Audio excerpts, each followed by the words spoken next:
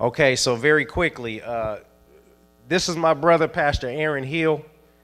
He's a good brother. I also have a good friend here, Aaron and I, somebody else who went to Biola with us. We're all at Biola together, Pastor Henry Benz. So Pastor Aaron Hill, Pastor Henry Benz, both were students at Biola at the same time, studying theology as well.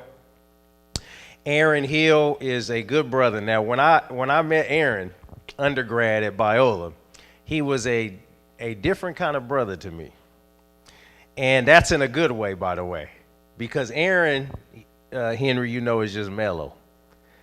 Don't be fooled by his demeanor, because Aaron is just like this. I've never seen him too high.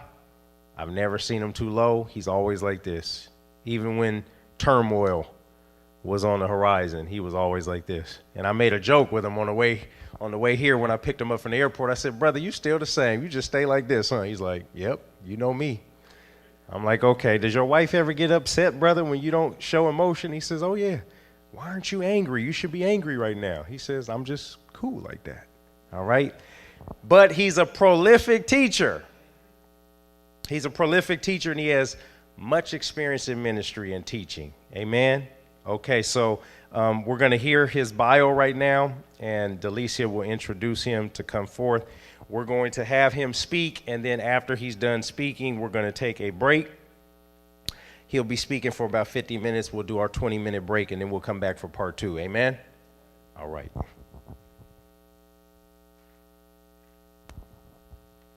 Good morning, everybody. I'm Delicia Hart, as he said. Aaron Hill was born and raised in Los Angeles County, California, and now resides in Las Vegas, Nevada, with his wife and 4 children. After graduating from high school, he received his associate's degree from El Camino College and went on to earn his bachelor's degree in biblical studies and theology from Biola University. He continued his education, earning master's degrees in cross-cultural curriculum as well as educational administration. He has worked in education as a teacher since graduating with his bachelor's, but his passion has been for teaching the Word of God. Starting out as a Sunday school teacher, he has served in many capacities, including youth pastor, Bible study teacher, and interim and senior pastor. He has organized workshops and has developed curriculum on topics such as Bible study methods, theological misconceptions, and comparative religions. He presently serves as the founding pastor of Build Ministries in Las Vegas, Nevada. Now will you join me in welcoming Pastor Aaron Hill? Thank you.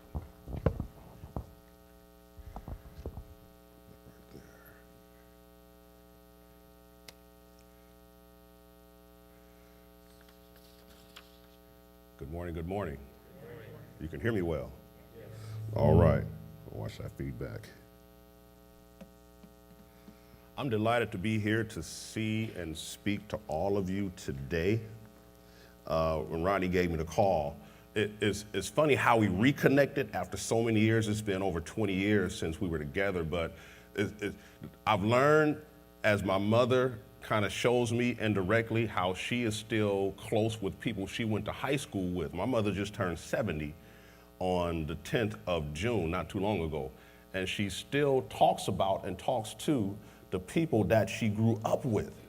And for me, it's amazing because it's like after high school, I can remember the names of my friends, but I don't talk to any of them. Don't know where they are, what they're doing. But when I went to college at Biola, after 20 years, when I see my brothers and sisters on Facebook or talk with them or communicate with them, it's like we were just together yesterday. So I think I'm understanding about the key to endearing relationships that my mother has from my friendships with my brothers and sisters at Biola. It's good to see my friend Henry. We work together in ministry. Good to see Rodney again. And it's good to be here to see you.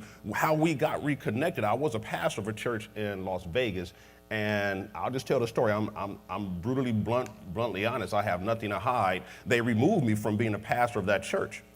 And one thing that was said about why they removed me from being a pastor, one person put it like this: he uses the Bible too much. I was like, well, if that's how it is, I'm not going to stop. And so we reconnected like that, and then he invited me here to do this presentation, so I'm glad to be here before all of you today. Not to belabor the time, because I'm looking at the time, I'm going to let you know, if I seem to talk fast, I want to get through my notes, but I don't want to talk so fast that you miss the information that I have for you, because it's a lot, but it's not enough. But you're going to hear some doozies in here that are going to make you scratch your head and wonder, why and how come? And so when I present this information, looking at the topic of our session today, a Christian response to the Nation of Islam, you will understand why this topic is so very important to us as Christians, especially African American Christians in America today. So I have basically about 7 areas that I'm going to cover if I can get through all 7 of those areas. First, I'm going to deal with the introduction. Why we're doing this, we're going to look at, I do have it that we're going to have a brief discussion. I'm going to have to cut the discussion because of time, but I do want to implant some things on you so that you can discuss it later and think about it. We're going to look at the roots of the Nation of Islam. We're going to look at some key figures in the Nation of Islam. We're going to look at their doctrines and their teachings. We're going to look at a few key events in the Nation of Islam's history, and then finally, how do we engage and respond to the Nation of Islam? And so moving on into the introduction, first I want to start off with this. Talk about the word cults. Whenever we think about organizations that call themselves Christian or religious, a lot of us are quick to label them as cults. But one of my professors at Biola University, Dr. Alan Gomes, he redefined what a cult is, because we just consider anybody who doesn't believe what we believe a cult. But he said, let's be more specific about this idea of a cult. He said, cults are specific to the religion that they spring forth. And so he said, in Christianity, we have our Christian cults like the Latter-day Saints or Jehovah's Witnesses.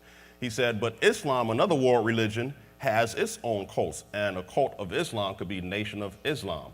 For example, Hinduism is an Eastern religion, and a cult of Hinduism is Hare Krishna.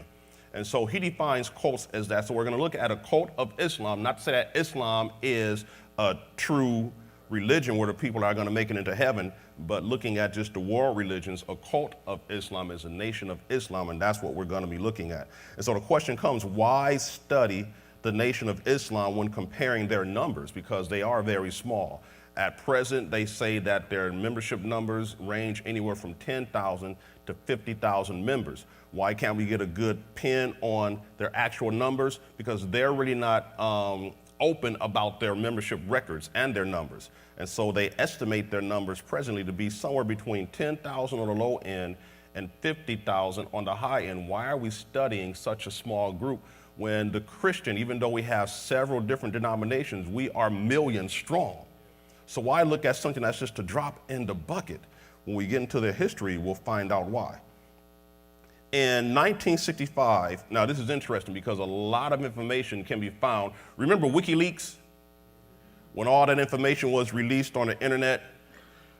In the WikiLeaks information was a file that the FBI kept on the Nation of Islam. They were surveying and keeping tabs on a lot of groups, and the Nation of Islam was one of the groups that the FBI was keeping records on. So you can go on the internet, I can give you the resource, I'll share it with Rodney, he can share it with you. All of the information that they collected on the Nation of Islam through the 50s and in the 60s. And in 1965, they published this record, and it's there for you to see. It says that at that time, the Nation of Islam was stating, and according to the FBI, they had anywhere between 25,000 and 250,000 members. And of course, you know the numbers are embellished because people like to say that they are a lot bigger and sometimes a lot more wealthy than what they really are.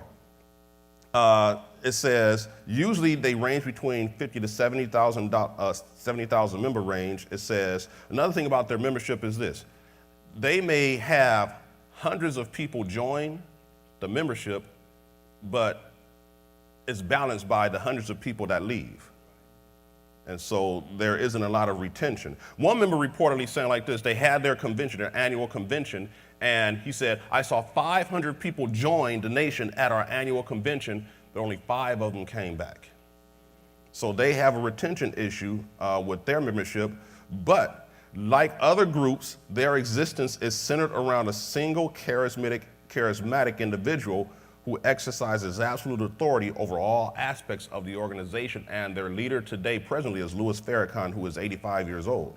Age is important, and I may have a chance to discuss that during this time. Now, want to put two things on your mind. I did have it planned to have a discussion, but I just want to put these two things on your mind. There are two areas I want us to focus on as we get into this. One is community and economic development, and another one is the attraction and retention of men, especially black men. So, two questions to these. Number one, in what ways have you observed the body of Christ build communities through economic development?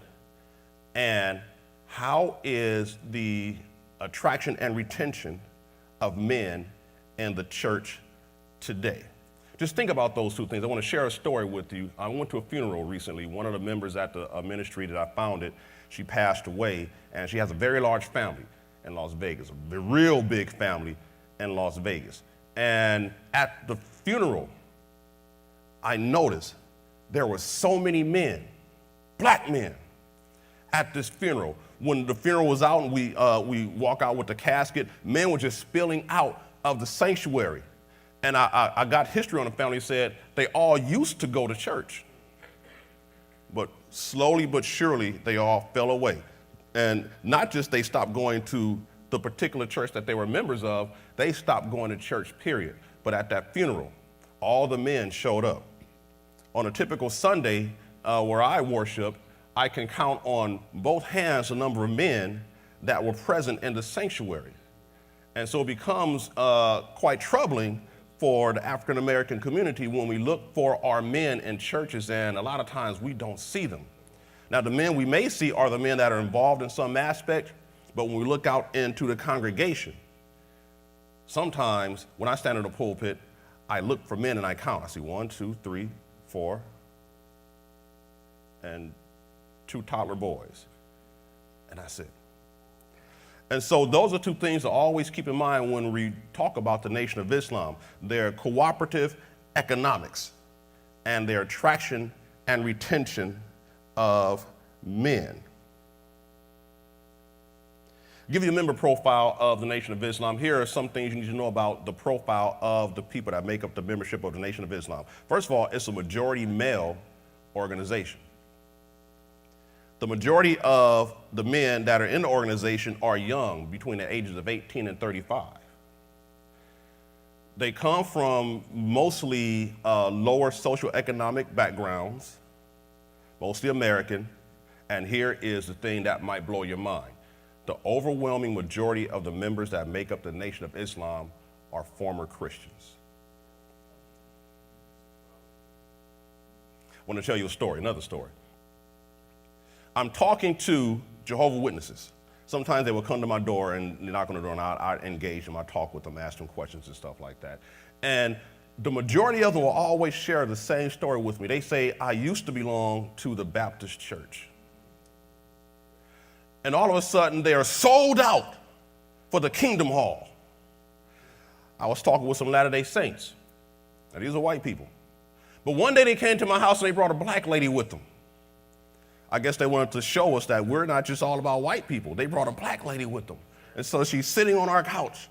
And I asked her some questions. I said, did you go to church before you joined the Latter-day Saints? She said, yes, I joined the Baptist church. And so, not just the Nation of Islam, but a lot of other cultic religions out there get a lot of their memberships from the Baptist churches. Which is why settings like this are so important. Because if people are informed, not so much about the people that they talk to, but just informed about what they believe, it'd be hard to pick us off. A lot of the people I talk to, they don't say that they come from the Pentecostal churches. A lot of them say they come from the Baptist churches.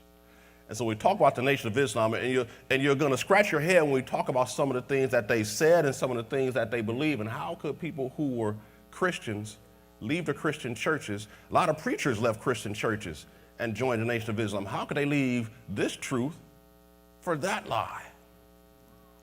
Let's find out why. What have others said about the Nation of Islam? The FBI in their research, here's what they said about the Nation of Islam. It said The appeal was to Negroes living in slum conditions, hopeless and frustrated. They felt that Elijah Muhammad may be the answer to their many problems. These are the Negroes, the less educated and least privileged, to whom Elijah directs his appeals. For these Negroes, the Muslim movement provides a means by which they can both release and control their feelings toward what they regard as a hostile white society. While the majority of Negroes in the United States do not rush to join the Nation of Islam, many seem to respect it. Among those who do not join, few participate in any criticism of it. The Muslim advocacy of black supremacy arouses the sympathy of many Negroes. They silently applaud the boldness of Elijah and his ministers, who openly condemn white people. This taps sentiment of racial pride, which seldom find avenues of expression. The Muslims' repeated appeals for clean living, self-respect, and self-uplift independent of the white community apparently have gained considerable respect among American Negroes. They approve of the way the Muslims live, lacking knowledge of the complete teaching of the cult. Some Negroes see the economic advantages of it. Attracted by constant publicity about the claimed rehabilitation of criminals and seeing the many photographs of well-dressed ministers and members of the elite guard, the Fruit of Islam, they are impressed with the apparent success of the Nation of Islam and it has had in bettering the conditions of these members. They feel that anything that could help the Negro must be good. In the 1950s, one commentator, George Schuler, put it like this. He said, Elijah Muhammad is a rogue and a charlatan, but he conceded, in the language of the 1950s America, when anybody can get tens of thousands of Negroes to practice economic solidarity, respect their women, alter their atrocious diet, give up liquor, stop crime, juvenile delinquency, and adultery, he is doing more for Negroes' welfare than any current Negro I know. Thurgood Marshall said this about the Nation of Islam. He said that it was nothing but an organization that was run by a bunch of thugs, organized from prisons and jails. So these are some of the thoughts that were floating around about the Nation of Islam in their height, in their heyday. They have some strange out there beliefs. But the sentiment is, if anybody can do anything good for black people, then I'm all for it. Anybody remember that movie, Menace to Society? I remember the one scene with Charles S. Dutton. He was in his classroom talking with his son and his friend, and he said, you know, my son Sharif gotten a whole lot of stuff. But if Allah can do more for him than Jesus, then I'm all for it. And so that was a sentiment of the day. If anybody can do anything good for black people, we're going to leave it alone. Now, one of the recruitment methods, because we learned that the majority of the members in the Nation of Islam were ex-Christians. How could that be? Elijah Muhammad would tell his ministers when they would go out in the street, he said, I want you to stand in front of the churches on Sunday morning. So as the people are going to and coming from church, I want you to present the message to them. It was very deliberate. How are we going to get the people? Get them where they are, at the churches. And if you ever saw the movie Malcolm X, you know, he's standing on a ladder and he's in front of the churches and talking to the people as they go to church. Say, don't go in there, come here. And they were very aggressive with their recruitment standards. Here's one notable achievement about the Nation of Islam. In the 60s and 70s, at their height, through their cooperative economics, they're working together economically, they were able to amass, now in these days, it might not seem like a lot of money now, but in those days, it was a lot. They were able to amass collectively $80 million at least in assets. They owned businesses, they bought property in 3 states, they had farms, dairy farms, poultry farms, they even owned jets and tractor trailers. They were doing some big things as a community. So when we think about how we should respond or why even deal with a group that small, because they were doing something that was working. And so when we think about the church today, whenever it comes to doing anything economically as a church, in my recollection, all I could think of is a church raising a lot of money. Now, no offense. I don't mean no offense to you, but in my history in dealings with the church, churches raise a lot of money to build buildings where we pretty much only use them once a week. I was at a church. I was at a church. It was a large church, and they were trying to buy a building. At first, the pastor wanted to build the building, but he said, no, it's going to cost less to buy this building. So they were trying to buy a building, but in order to secure the financing for the building, he needed to raise $1 million. And he got that $1 million to buy a building that they could not maintain. Eventually wound up selling that building. Can you imagine what $1 million can do if used for the betterment of the community of people that are there in your congregation? I remember my brother, when he bought the building, he went into the building, he was trying to find his way to his seat, but he made a wrong turn and someone stopped and said, "Stop, you can't go there. We help pay for this building, but there are places we can't go in the building we help pay for." Cooperative economics and the uplifting of black men. This is why it's important to be informed about the Nation of Islam, so that when we respond, we got to respond, first of all, understanding their history and the good that they did as far as getting ex-convicts to straighten up and to become better men.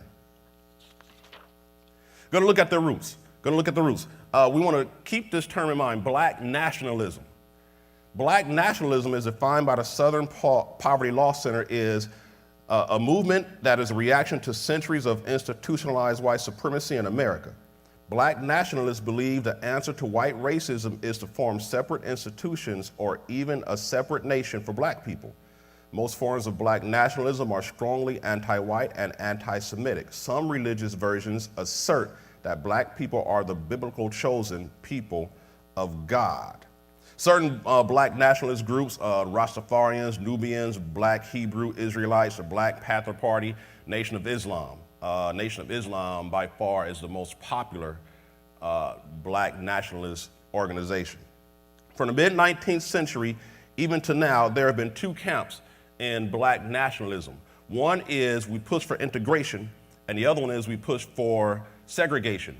Integration is basically that we adapt to white society, or the present, we raise ourselves up in white society to become just as good or equal as they are. We can shop in the stores where they shop. We can live in the neighborhoods where they live. We can eat in the restaurants where they live. That is the integrationist aspect of black nationalism. Most black nationalist organizations were for integration.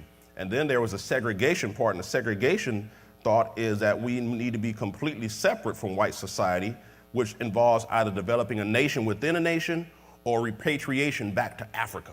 We need to move back so where we can be a people. The country Liberia in Africa was founded by expatriated free slaves. And if you really look at the history of Liberia, they started in 1922. About 13,000 free African Americans went back to Liberia. They were helped by white people. And so you may think, oh, great, white people help black people get back to Africa. But when we look at what were the motivations for white people really helping black people to get back to a place where they can call their own? Well, in the day, of course, there was slavery when it all got started. So if we have a lot of free blacks running around, they're not good for the economy. And they might inspire rebellion amongst the slaves that we have. So let's help get them out of here. And so that could be a motivation for sending them back. Some early pioneers of black nationalism could be Booker T. Washington, W.E.B. Du Bois, Marcus Garvey, and another guy named Noble Drew Ali. Let me look at Noble Drew Ali. Noble Drew Ali, from 1886 to 1929, that was his lifespan. He founded this organization called the Moorish Science Temple in 1913. The Moorish Science Temple was more of a religious organization because they believed that Islam is really the true black man's religion. It was for the black man. It believes in universal brotherhood, which voids itself of racial distinctions, while Christianity was a white man's religion. And so one thing that he did in establishing that was he established an industrial group where they set up small businesses, restaurants, barbershops, and stores. We want to form something within our community where we can raise ourselves up as a people economically. So if I'm going to open a store, I know that the members of my organization are going to support my business. In turn, I will support the organization, and then you have that cyclical effect. Here's one thing he said. He said, We are not Negroes, colored folk, or black people, or Ethiopians. We define our own identity. He said that Jesus was reincarnated as Muhammad, and Noble Drew Ali as Jesus Christ and the Prophet Muhammad reincarnated. Now, with that message, he was still able to attract about 30,000 people to his group. After that, we have Marcus Garvey, who was kind of a contemporary. Now, Marcus Garvey, to date, had the largest following of any black nationalist movement. He had somewhere between 1 and 2 million followers of his group.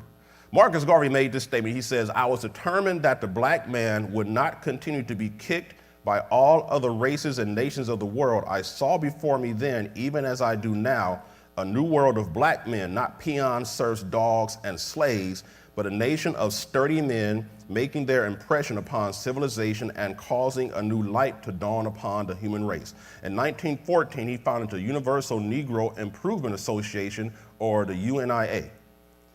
It was the largest black organization in African American history, possibly 1 or 2 million people in 3 countries: United States, the Caribbean, Africa, and some in Europe. So it was a very large thing. Their numbers really grew after World War I. Here's what happened. World War I, a lot of black people enlisted for the draft to go fight for their country, because the thought was, if I fight for my country and prove my allegiance to the flag, when I return from war, I'm going to be celebrated a hero and welcomed back as an equal amongst my white peers in society.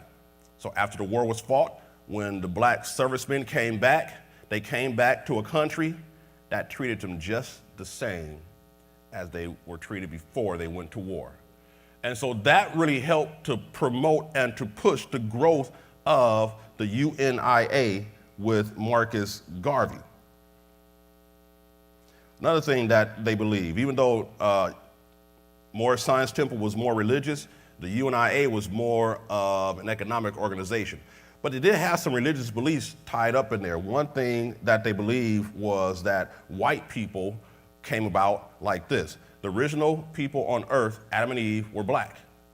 How did white people get here? They believe that white people came about when Cain killed Abel and God confronted him. Cain became so afraid that he turned white. That was one of the beliefs. And so Cain and his family, they all confronted God, and they got so afraid that they turned white and went and hid in caves. That was their doctrine about how white people came into being. Now we look at some of the teachings of the Moorish Temple, Science Temple, and the UNIA, and we're going to see how you're going to hear some of those same things in the Nation of Islam teaching. They also developed an economic side. One of the biggest things that they developed was called the Black Star Lines. Now, if anybody remembers the movie Titanic, the Titanic was a boat part of the White Star Lines. So Marcus Garvey said, I'm going to form the Black Star Lines. It was a shipping organization that would be able to send people or carry people from America to Africa or from other places. Well, he wasn't good at business. He was good at propaganda, promoting propaganda, but not so much at business. And so there were some people that didn't like what he was saying and doing. Even black people didn't like it. So they tipped off the FBI and said, hey, look into this guy's business dealings. So eventually he was arrested and tried for fraud, and he was sent to prison. And after he spent time in prison, he came out of prison, but the membership kind of fell away. And he was deported back to his home country of Jamaica because he wasn't an American citizen. So after he was deported, the organization kind of split and kind of fell off. And so then in 1935, it kind of dissolved, even though it exists in some form, but not really significant today. But when he was arrested and in prison, it kind of fell off, split, and that was about it. And so it soon dissolved. And so we have the genesis of the Nation of Islam.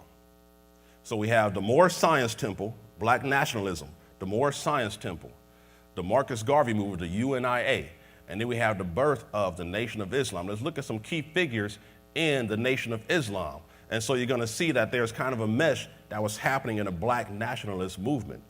The first key figure we want to look at is Master Farad Muhammad, or W.D. Fard, or Wallace D. Ford. He had a lot of aliases. He was a mystery man. No one knew where he came from, and no one knew where he went. But for a period of about 4 years, he was on the scene in Detroit and Chicago as a silk and peddler of other goods. He was a door-to-door salesman. And as he was going door to door, he would not only sell his goods, but he was also presenting a message to the people he was selling to, which was basically the poor blacks in Detroit. Now, remember, the FBI was keeping a lot of records on this organization. And so in the FBI files and the FBI records, and we can say because they're the largest data collecting agency in the world. And so we can probably say that they are probably accurate in their collection. As a matter of fact, at one of the temples, the Nation of Islam temples in New York, there were 12 FBI agents just assigned to that one temple to gather information. And so according to the FBI files, they classify Farad Muhammad as a white man, starting a black organization, black nationalism, black pride. How could a white man do that? Well, he never really disclosed his race to the people he was talking to. They say he was Moroccan or Middle Eastern, he had that olive skin. And so the FBI was able to get this because he's been arrested a few times. And so according to the arrest files, they don't have too many pictures of him except a mugshot. And he's listed in records as a white man. He served time in prison for drug possession. Some people say, though they really can't substantiate this, that he was a member of the Moorish Science Temple with Noble Drew Ali. And he even tried to rise in power and become the next leader after Noble Drew Ali was assassinated, but they wouldn't accept him. And so it's not substantiated, but that's just one of the stories that's out there, that he's aware of all the other black nationalist movements because he was involved with them. So he appeared in Detroit in 1930 as a door-to-door salesman, and he used it as a platform to introduce his religious views and attract converts. The emphasis of his doctrine was that Islam is a black man's religion. Noble Drew Ali, with the Moorish Science Temple, promoted that same statement, that Islam, not Christianity, is the black man's true religion. It's about reaffirming your identity and not as society labeled you. That was his platform, the very same platform that Ali was promoting. Now, some things about him that led to his disappearance. He was arrested in 1932 after one of the members held a ritual sacrifice in his home. Now, in that time, they weren't really known as the Nation of Islam, but the police dubbed them the voodoo cult. Because the guy, he had 4 people, he had a list of 4 people that he was going to kill. And so after he killed this one person, the police arrested that man. They arrested Farad Muhammad and another lady. And the arrangement was this: look, we're going to let you out of here, but you got to dissolve your organization. So they released him from jail. They kept the other man that killed the person, and he was sentenced based on insanity. They say, that man's crazy, but we'll let you go. Just dissolve your organization. And so they let him go based on that promise, but of course he continued for 2 years. He was arrested 2 more times, and after those 2 more arrests, he was forced to leave Detroit, and he moves to Chicago. He was arrested again in Chicago in 1933 for disorderly conduct. And then in 1934, he disappeared completely from the scene, and that's when he appointed Elijah Muhammad as the supreme minister. And so the next key figure in the development of the Nation of Islam is Elijah Muhammad. Elijah Muhammad was born Elijah Poole, and he was born in Georgia. His father was a sharecropper and a Baptist preacher. There's a lot of church intertwined in the genesis and furtherance of the Nation of Islam. He was the son of a preacher. But he moved to Detroit. When he was young, interesting fact is, he actually witnessed a lynching. He was walking home and went away he shouldn't have gone, and so he hid in the bushes and saw 2 white men kill and hang a black man. He actually witnessed that. And so when he moved to Detroit in 1923, he joined the UNIA, Marcus Garvey's movement, his black nationalist movement. So in 1931, the Great Depression was on, and then he found himself unemployed, and then he attended a meeting that was held by Wallace Farr Muhammad. And he was so impressed by his talk that he joined his organization and developed a very close relationship where for a period of about 9 months they would talk every day. They would visit each other daily, not knowing what they were talking about, what they were discussing, but for that 9-month period, they had a very close relationship, and then for 3.5 years, they worked together to build this organization. And right before Farad Muhammad disappeared in 1934, he appointed Elijah Muhammad as the supreme minister, as my number 2 man. And so what happened is this. He took up the mantle, and when he took up the mantle, he made this declaration that Master Muhammad, Farad Muhammad, was not a messenger, but God himself, who was a black man, and that Elijah was chosen to be his messenger. Now, of course, a lot of the people in the organization didn't take too kindly to that. It's like, we believe this one thing, and then you're going to come telling us this right here. And so, of course, that caused some unrest in the organization. And so what wound up happening was Elijah Muhammad was actually forced to leave Chicago, and for 7 years, he was kind of on the run on the East Coast. Now, what wound up happening was in 1942, he was arrested and sent to jail because of he avoided registering for the draft. And so he didn't register for the draft. He went to prison. He was released in 1946. And at this time, because he was in prison, the upward mobility of the organization was halted. It was going strong. Because what happened was after the UNIA dissolved, a lot of the members just kind of folded over into this new organization because they were pretty much promoting and preaching the same message that Marcus Garvey and Noble Drew Ali were preaching. Noble Drew Ali's organization dissolved, and a lot of those people went into the UNIA. The UNIA dissolved, and a lot of those people were left with somewhere, looking for somewhere to go. And so there was this new organization that was formed on those same platforms, so a lot of the people joined that organization. But when Elijah Muhammad made that declaration that this man who supposedly is white is really black and he's God, a lot of people didn't sit too well with that. Anybody remember Carlton Pearson? When he all of a sudden came out with the inclusion theology, a lot of people in this church didn't sit too well with that. And so, they are where they are. Now, here's one thing you want to see. By 1958, it's 40s, now we're in 1958, what Elijah Muhammad did was he kind of toned down his rhetoric because he was fearing government persecution. Because he probably remembered when the police told Farad Muhammad, look, we'll let you go, but you got to let that stuff go, to dissolve the organization. Because when the government sometimes gets involved and they knock on your door, I had a friend, and she said we went to the same community college together, El Camino, and they were just a black student organization on campus. But for some strange reason, this black student organization on a community college campus got the attention of the FBI. They were just a club on a college campus.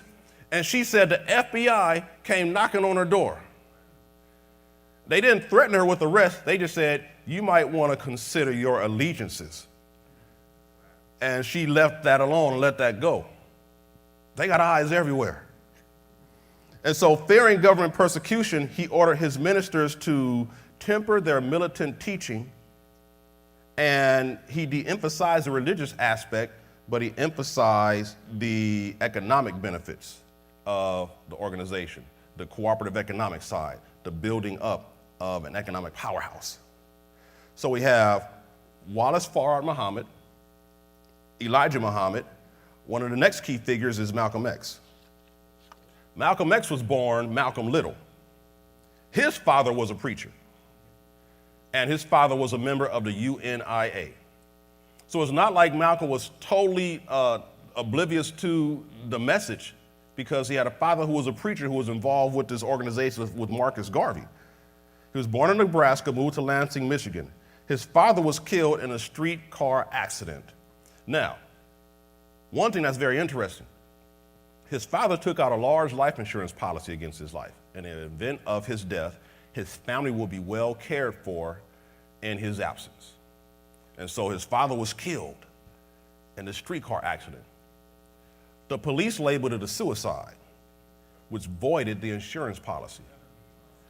which poses this question. Because remember, the Nation of Islam was really not that attractive to the middle class blacks. They only went after those who were struggling in the slums, those in the lower social, those that were in poverty, those that pretty much had no hope. The nation gave them hope. Black folk that made it, got the cars, got the houses, got the jobs, got the pensions. We're hoping in our retirement, in our pension.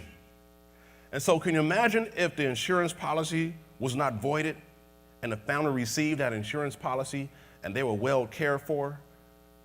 Would there be a Malcolm X?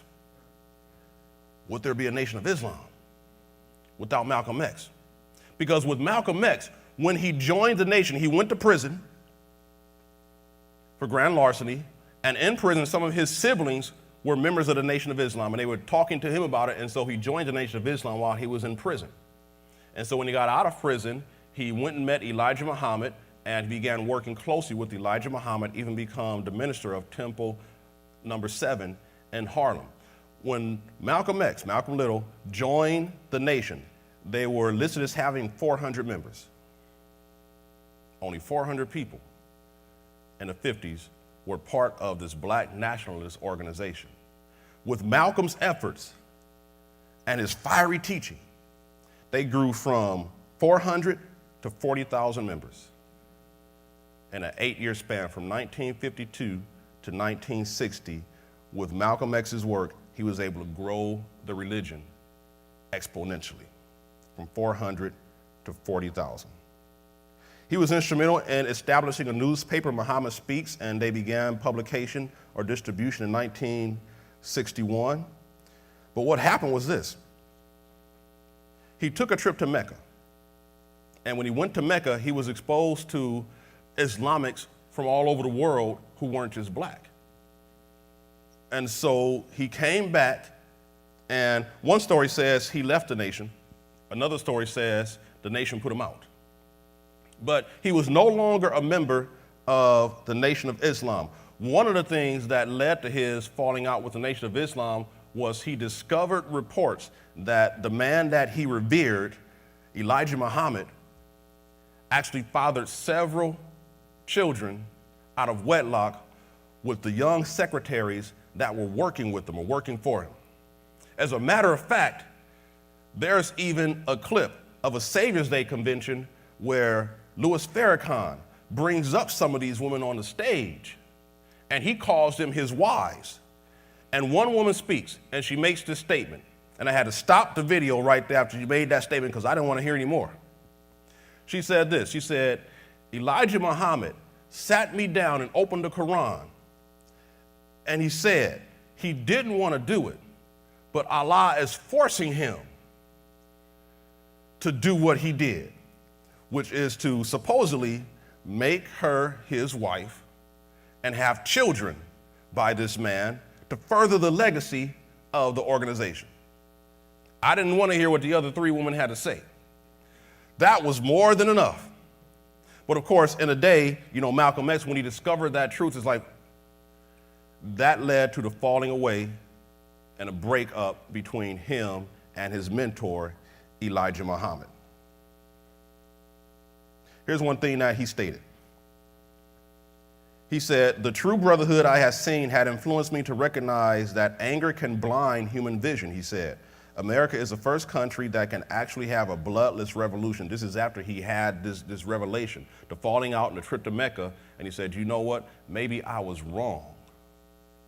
Now, he didn't cross back over into Christianity, but we know that he had a falling out, and in 1965, we know that he was assassinated. Right there. All right. One person I want to mention is Muhammad Ali. He was another key figure in the Nation of Islam, and what made Muhammad Ali an important member was, it happens today where when people want to really put their brand out there to the masses, they need star power. Because with celebrity endorsements, people will come. If it's just me trying to build my business and you don't know who I am, you might think, well, I don't know, bro. I don't know who you are. I don't know how good your food is. I don't know if your stuff is real or fake.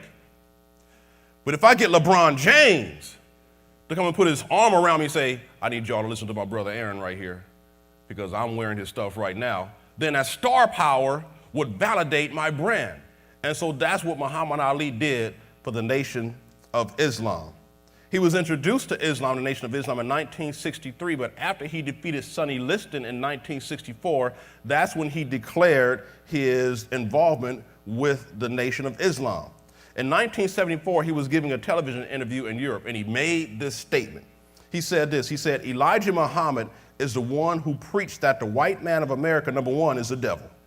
The whites of America said Ali had lynched us, raped us, castrated us, tarred and feathered us. Elijah Muhammad has been preaching that the white man of America, God taught him, is a blue-eyed, blonde-headed devil. No good in him, no justice, he's going to be destroyed. The white man is the devil. We do believe that. We know that.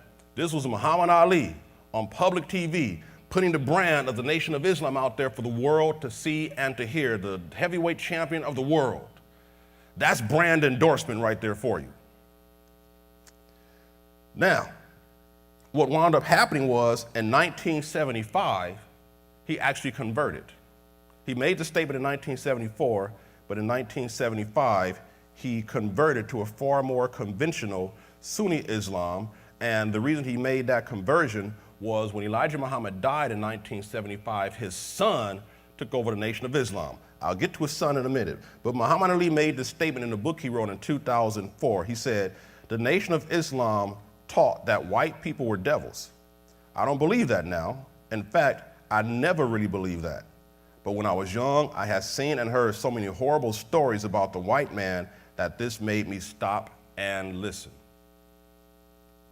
And so Elijah Muhammad dies in 1975, and his son ascends to the throne, as you want to say. Wallace D. Muhammad, who changed his name to Warith Deen Muhammad, he was the seventh child of Elijah Muhammad. He took the helm. Elijah Muhammad died on February 25th, 1975, and his son Wallace became the head of the Nation of Islam February 26th at their Savior's Day convention celebration in the same year, the very next day. Now, here's one thing we need to know about his son. He spent some time in prison, just like his father did, for draft law violations, violation of draft. He spent 3 years in prison. But while he was in prison, he started reading books about Islam, not the Nation of Islam, but true Islam. And so after reading these books about true Islam, it kind of opened his eyes, and he began to compare what he's reading with what he's hearing. Yes, this is my dad, but this is something I've never heard or known before. And so he had that kind of, awakening moment and a conversion. But even though he had this new system of beliefs, he was still involved with his father's organization, the Nation of Islam. What wound up happening was he was actually banned by his father because of the views that he was promoting. And so he left the nation and formed his own organization called the Afro-Descendant Upliftment Society in 1963. But in 1964, he disbanded the organization, and he returned to the organization in 1965 after the assassination of Malcolm X. Now, after he was back, he was suspended 2 more times by his father, once in 1969 and once in 1971 for his views. The second suspension lasted up to 1974, and then when he came back, he was promoted to Supreme Minister by his father. Even though he was promoting these different views and he was suspended 3 times, his father still put him in a number 2 position in 1974. And of course, in 1975, Dad died, and he took the helm of this organization. And when he took the helm of the Nation of Islam, he began the reconstruction and its juxtaposition with mainline Islam. In other words, he was going to, kind of dismantle some of these beliefs that we have, and we're going to be in line with what real, true Islam is all about. And so it was real fast. He began the de-demonization of the white man and the de-deification of the black man. And blackness and whiteness were different categories. This is what he said to try to keep the people involved in what he was saying, because they were going one way. He said, I'm about to make a hard right on some of y'all, but I just need to kind of help you to go with me, keep your seatbelts on. He made statements like this. He said that blackness and whiteness weren't necessarily physical, but they were more physiological. They were different categories of the mind. He said there's a Caucasian mentality that has been colored by the false notion of supremacy, negatively affecting the different races' perception of each other and self. I'm not calling white folks devils. I'm calling the mind that has ruled these people and you devil. Thus, blacks and whites became attitudes and different ways of behavior and not necessarily about skin color. And so what he began was a systematic changing. The names of everything. He changed the name of the organization. It was no longer the Nation of Islam. He changed the name of the newspaper. They had schools. He changed the name of the schools. He changed the names of everything. It became the World Community of Al-Islam in the West. He changed that name in 1976. What eventually wound up happening, because he became accepted by the worldwide Islamic community, in 1987, he completely dissolved any remnant of the former Nation of Islam. He told the members who remained, what I want you to do, I'm shutting this thing down. I want all of you to go and join any mosque that is near you. So you would think, all right, 1987, Wallace Muhammad got the Nation of Islam. He got in touch with true Islam, and he said, now I'm in charge, and now I'm changing this thing so that we're true Islamics. The Nation of Islam is no more. You guys go and join a mosque. That should be the end of it, right? Louis Farrakhan is on the scene. Now, Louis Farrakhan was the assistant to Malcolm X and the Harlem Temple. And he was born Louis Walcott. Now, here's some things about Louis Farrakhan, and then this will take me right into the break. Louis Farrakhan was actually a talented musician. His mother, when he was 5, gave him a violin. And he actually toured with the Boston College Orchestra, and he attended St. Cyprian Episcopal Church. So he has some Christian upbringings. If you know anything about Episcopalians, I don't know how orthodox they were then, but the Episcopal Church today, well, not too sure. But he had some history with the church. He made his living entertaining at nightclubs singing calypso. And initially, when he would attend a Nation of Islam gathering, he was turned off by it. He said, I don't got time for that. That stuff is hot air. But he went to a Savior's Day convention, and at that convention, after hearing Elijah Muhammad, he was actually turned on. And so he began to follow in 1955 after attending that convention, but he continued to entertain while attending the temples until one day Malcolm X gave him an ultimatum. He said, you got 30 days to make up your mind. You can either sing in the clubs or keep your place in the temple. And sure enough, he let the club go. And here's how he said it. He said it like this. He said he had a vision. If you ever hear Louis Farrakhan speak, he talks a lot about these visions that he has. He said, I had a vision. There were 2 doors. Over one door it said success, and over the other door it said Islam. He said, I knew what came with success, all the money, all the cars, the houses, but he chose Islam over success. And so he became the assistant to Malcolm X and soon rising to the role of minister. When Malcolm X was assassinated, he took his place as the minister, or the pastor, if you want to say. They were called ministers. In our churches, we call them pastors, of the temple in Harlem. He did aspire to succeed Elijah Muhammad, but when his son Wallace took the helm, of course, he wasn't too satisfied with that. So when Wallace Muhammad kind of shifted everything over into mainline Islam, there were a lot of people who were dissatisfied and they left. And in 1977, Louis Farrakhan, one of the dissidents, called for the reorganization of the Nation of Islam under the teachings of Elijah Muhammad. And so what wound up happening, there were really 3 splinter groups called the Nation of Islam. But Louis Farrakhan needed to find a way, how can I validate this as the true Nation of Islam? Here's how he did it: royal succession. He said it like this. He said that through marriage, we are connected to the family of Elijah Muhammad. 2 of his daughters were married. One was married to a grandson of Elijah Muhammad and another to a nephew, and another one of his daughters married the son of Elijah Muhammad. That was his claim to the throne. The succession is through marriage. Because my children have married him and are connected to his bloodline and his family, then I, in turn, should succeed Elijah Muhammad as the true leader of the Nation of Islam. And so that's how I was. In 1979, he launched the Final Call newspaper. If you've ever been in certain major cities and see the guys on the corner with the newspaper, with the bow ties, that's the Final Call. Here's one statement made by Louis Farrakhan, and then we have to break. He said, "We believe that Elijah Muhammad is not dead physically. We believe he is alive. We believe that during the time in the hospital, he went through what they called death, and we believe he was made to appear as though dead. I believe he escaped. And he sits on the right side of God the Almighty, soon to return and deal with the living and the dead." So, gonna take a break right here. When we come back from the break, we're gonna hear some more strange things that Louis Farrakhan says.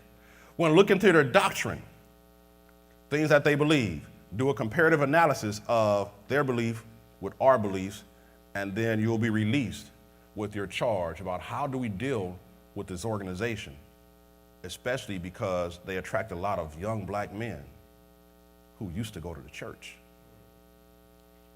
Hold on, don't leave.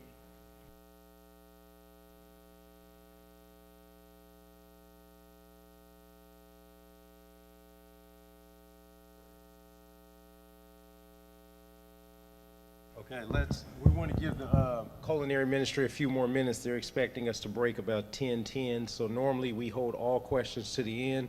We're going to go ahead right now and let you ask a few questions if you have some for about 5 minutes. Raise your hand, please. Lavelle?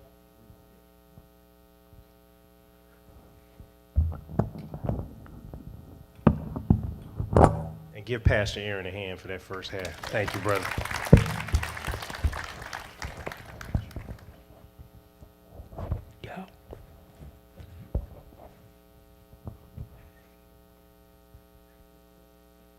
Oh.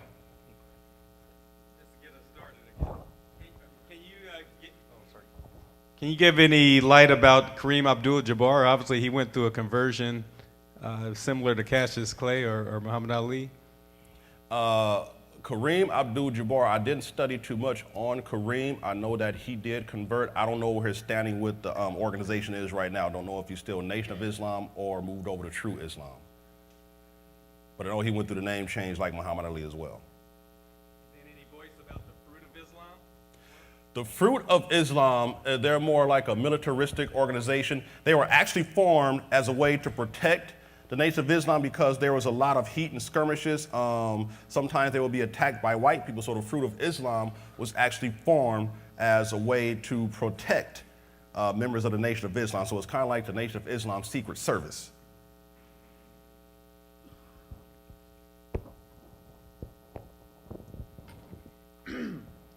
Considering most or many of the followers in the Nation of Islam came from Baptist churches, what is your assessment of the Baptist church's teachings, their function, that was it lacking something, and are those lackings or those things still present in the church today?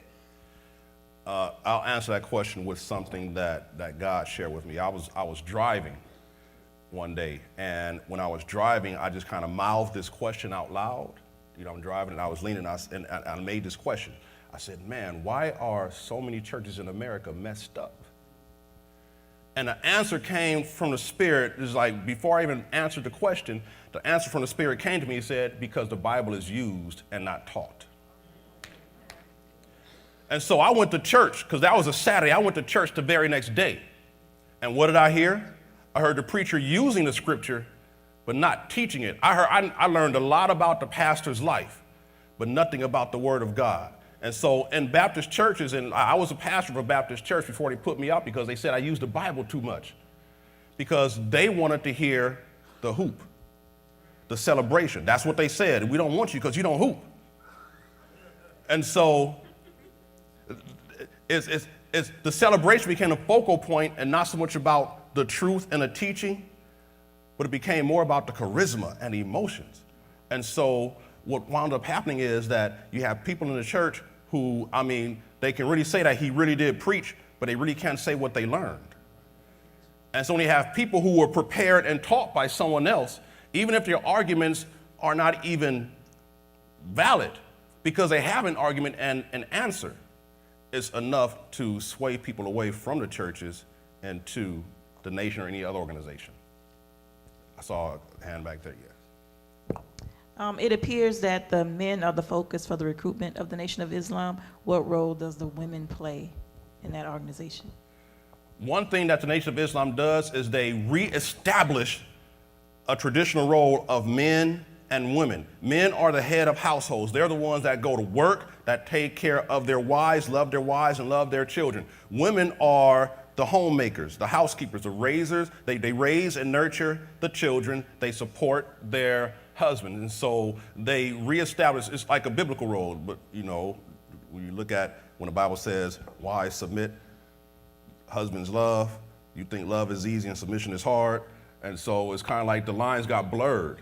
And so what they did was they said there is a clear distinction between the role of the man in the house and the role of the woman in the house. Now, as far as the role of the women in the Nation of Islam, as far as women in leadership, they don't necessarily take pastoral level leadership, but they lead in other ways, like they lead the women's organizations or they work with the children, more traditional roles. Question over here. Oh yeah, right there. Being a study of both Malcolm and Muhammad, Malcolm X and Martin Luther King, when they had their coming together, do you think they would have worked together? Remember when we talked about the two camps of black nationalist movement, the integration and segregation? Martin Luther King was more for integration, and Malcolm X was more for the segregation part. And so though they believed that black people did need to come up, they just had different ideas about how to do it and where they should go. And so they did have meetings, and Martin Luther King, even though he respected Malcolm X, he didn't agree with or support his platform. And so there was no way that they could really work together because their views were so polar, even though they wanted to raise up the level and standard of black people. Well, that was my question, yeah. Okay. All right.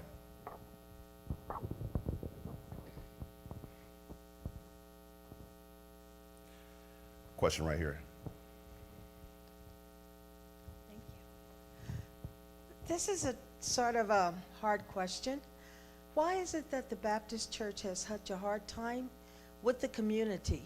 Because this is the only faith I know that doesn't have a church, not a church, but a hospital. They don't have schools like the other religions. And they really don't seem to get to their children. Like I attend a Bible study, and we have children from 3 weeks up to high school. And when you go to around those kids, you know they've been taught the word. I can approach that question from so many different angles. Remember we talked about the cooperative economic development of other organizations and how churches a lot of times, they want to build churches with the money but not build people necessarily. And so, because I grew up in a Baptist church, missionary Baptist church, ordained in a Baptist church. Traditional is all get out. So I know the Baptist churches. And so one thing about the Baptist churches is they've been really more inclined to getting people inside the building, but they got very comfortable because it got to a point where in order to really get people in, how the Nation of Islam did it, they were out in the streets. A lot of times when I was coming up, I understand you just had your vacation Bible school. Church I grew up in, we get ready to have our vacation Bible school, and they said, we're going to do evangelism. And their evangelism was this: get some flyers made about vacation Bible school and go put them on the doors of people in the neighborhood. Don't talk to anybody, just put the flyers on the door. And that's our evangelism. And so the Baptist church became more of not say inclusive, but in-house type of organization. Instead of going out into the world, we want the world to come in to where we are. And so another thing is, in other organizations, they're really big on really pouring into their children what they believe, but sometimes in the Baptist churches, because we want to become more integrationist in our thinking, we want to get out there and be a part of society. We want to put our kids in the public schools and have them out there in public. And so sometimes we forget that we want to make sure that they believe first what we believe and not believe that they can go to college. One more, last one, question. and then we're going to break.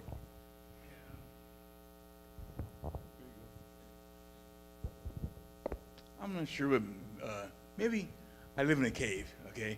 But I've never come across black Islam people that, like you're talking about, but I come across a lot of Muslims that are of different races. Mm-hmm. And it seems like in this year, 2018, those are the ones that we're always seeing, and hearing about, you know what I mean? And I just wonder, are you going to talk about that? Because I've had discussions with some Muslim people, and they didn't go very well. And I'm not gonna deal so much with traditional mainline Islam, because the focus of this is Nation of Islam. And when we look at the doctrines of Nation of Islam, we're going to also do a slight comparison of their doctrine versus true Islam doctrine. Okay, wait. Okay. Let me get this straight in my mind, okay? Rephrase the question, yeah. Muslims, is that Islam too? Islam consider themselves Muslim. They might say Muslim, Muslim, but they consider themselves somewhat different, but they still want to try to be linked to Muslims as well. Okay, so this discussion today is not about Muslims, it's all about Nation of Islam? Right. Oh, Yeah, Nation Islam. Okay, we have to break. Let's come back at 10:30, so we have about a 20-minute break. Let's give Pastor Aaron Hill a hand one more time. Thank you, brother. All right, thank you. All right. How's everybody doing? All right, good. Let's do a quick recap of what we covered in the first part. Remember, this is a Christian response to the Nation of Islam, and it's more of an introspective look at ourselves, not necessarily our beliefs, but our practice. Because we learned that, and it's not just the Nation of Islam, it's a lot of other cults.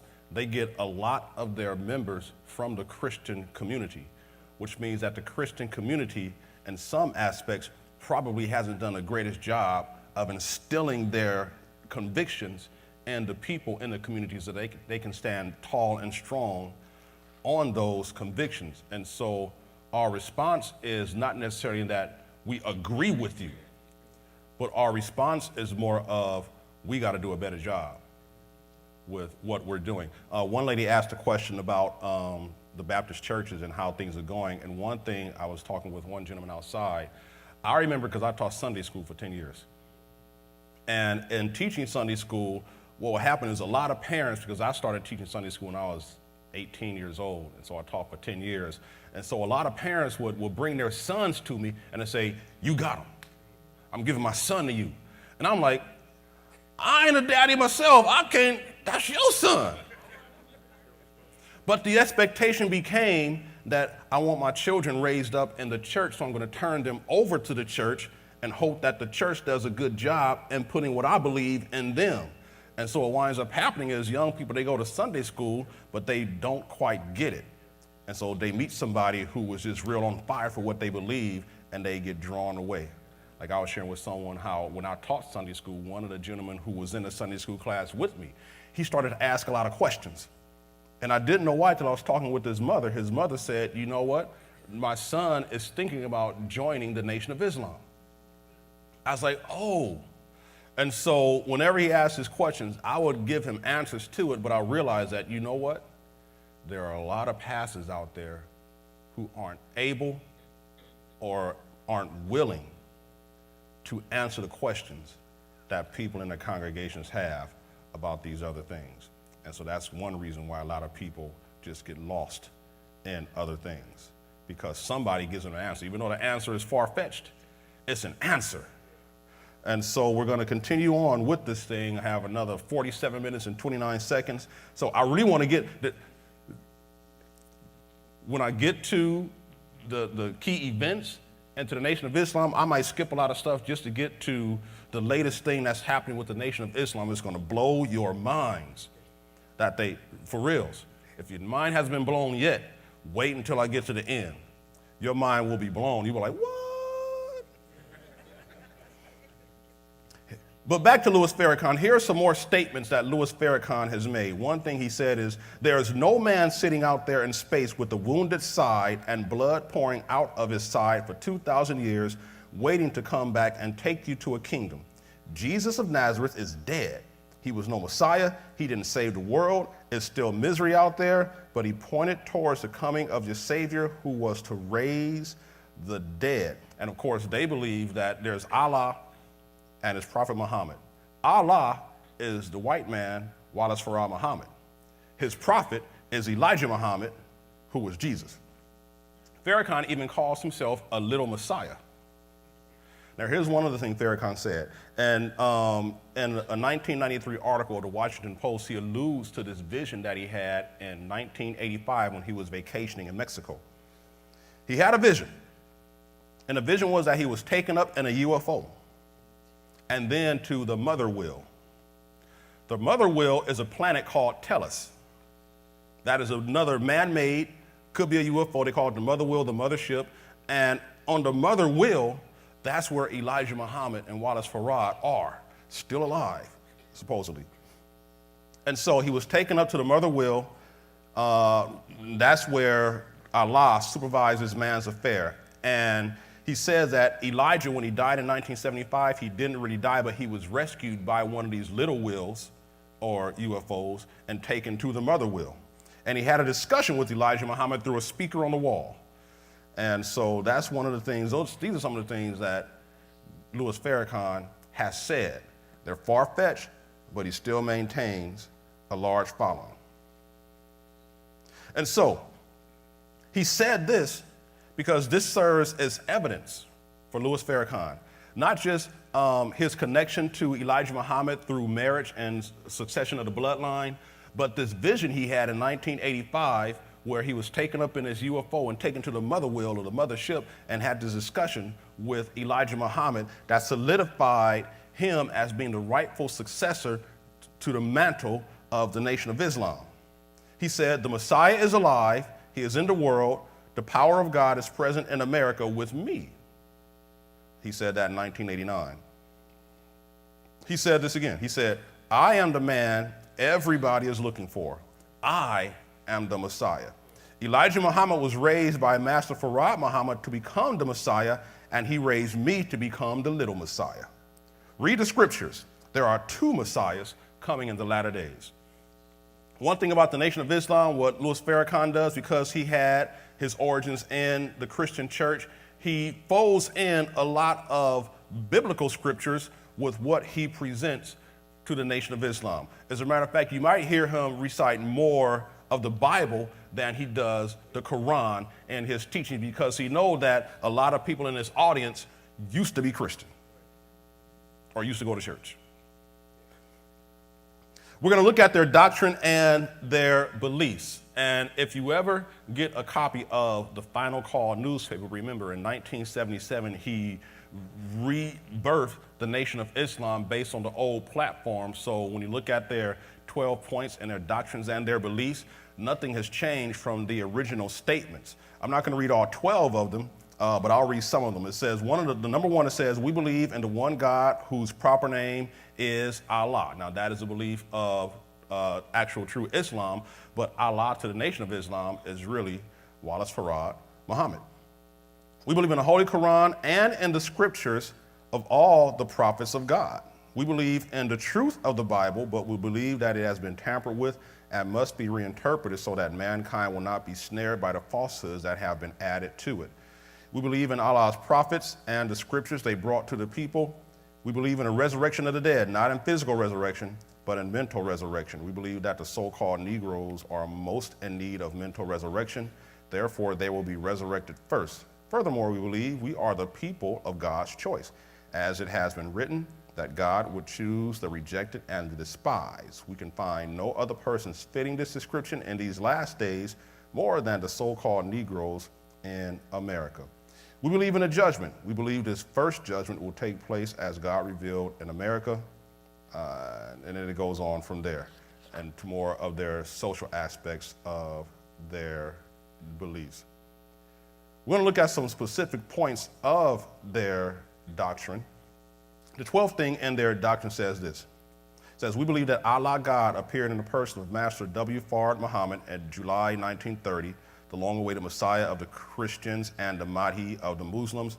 We believe further that, lastly, that Allah is God, and beside him there is no God, and he will bring about a universal government of peace, wherein we all can live in peace together. Let's look at some specific elements of their doctrine. Some I'll compare with actual Islam, Christianity, and Nation of Islam. Others will be Islam against Nation of Islam, or others against Christianity versus the Nation of Islam. First of all, let's look at God. To true Muslims, Allah is God and Muhammad is his prophet. God is the creator of the universe and the world and all that is in it, much like Christian faith. We're both monotheistic in our beliefs that there is a God, except we believe that Jesus Christ is the only begotten Son of God and there is no salvation but through him, whereas with true Islam, is more of a salvation by works. And you might not make it if you work hard enough, because it's up to Allah. So there's Allah and there's Prophet Muhammad. To the Nation of Islam, Farad is Allah, who is God, and Elijah Muhammad is his prophet.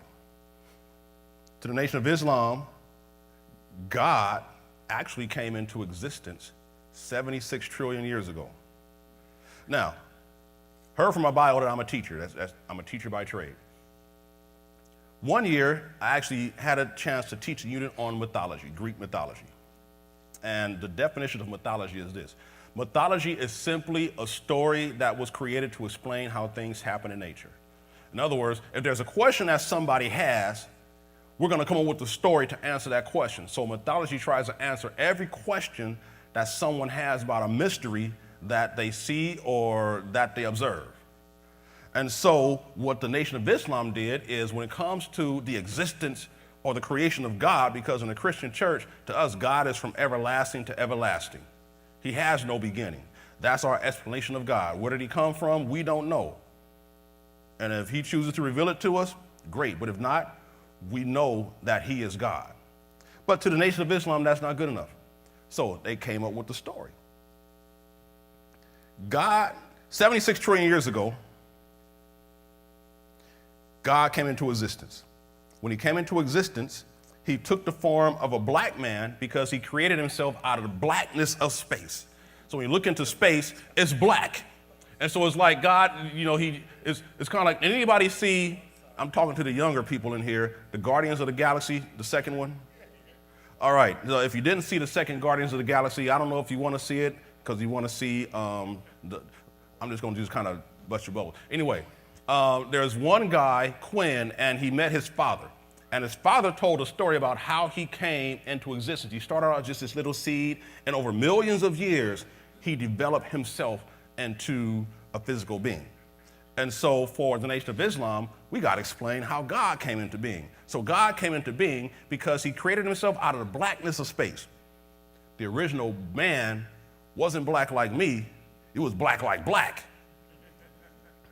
And so he created himself out of the blackness of space, and before the creation of the world, the black man was in existence. That's how the Nation of Islam explains the creation of God.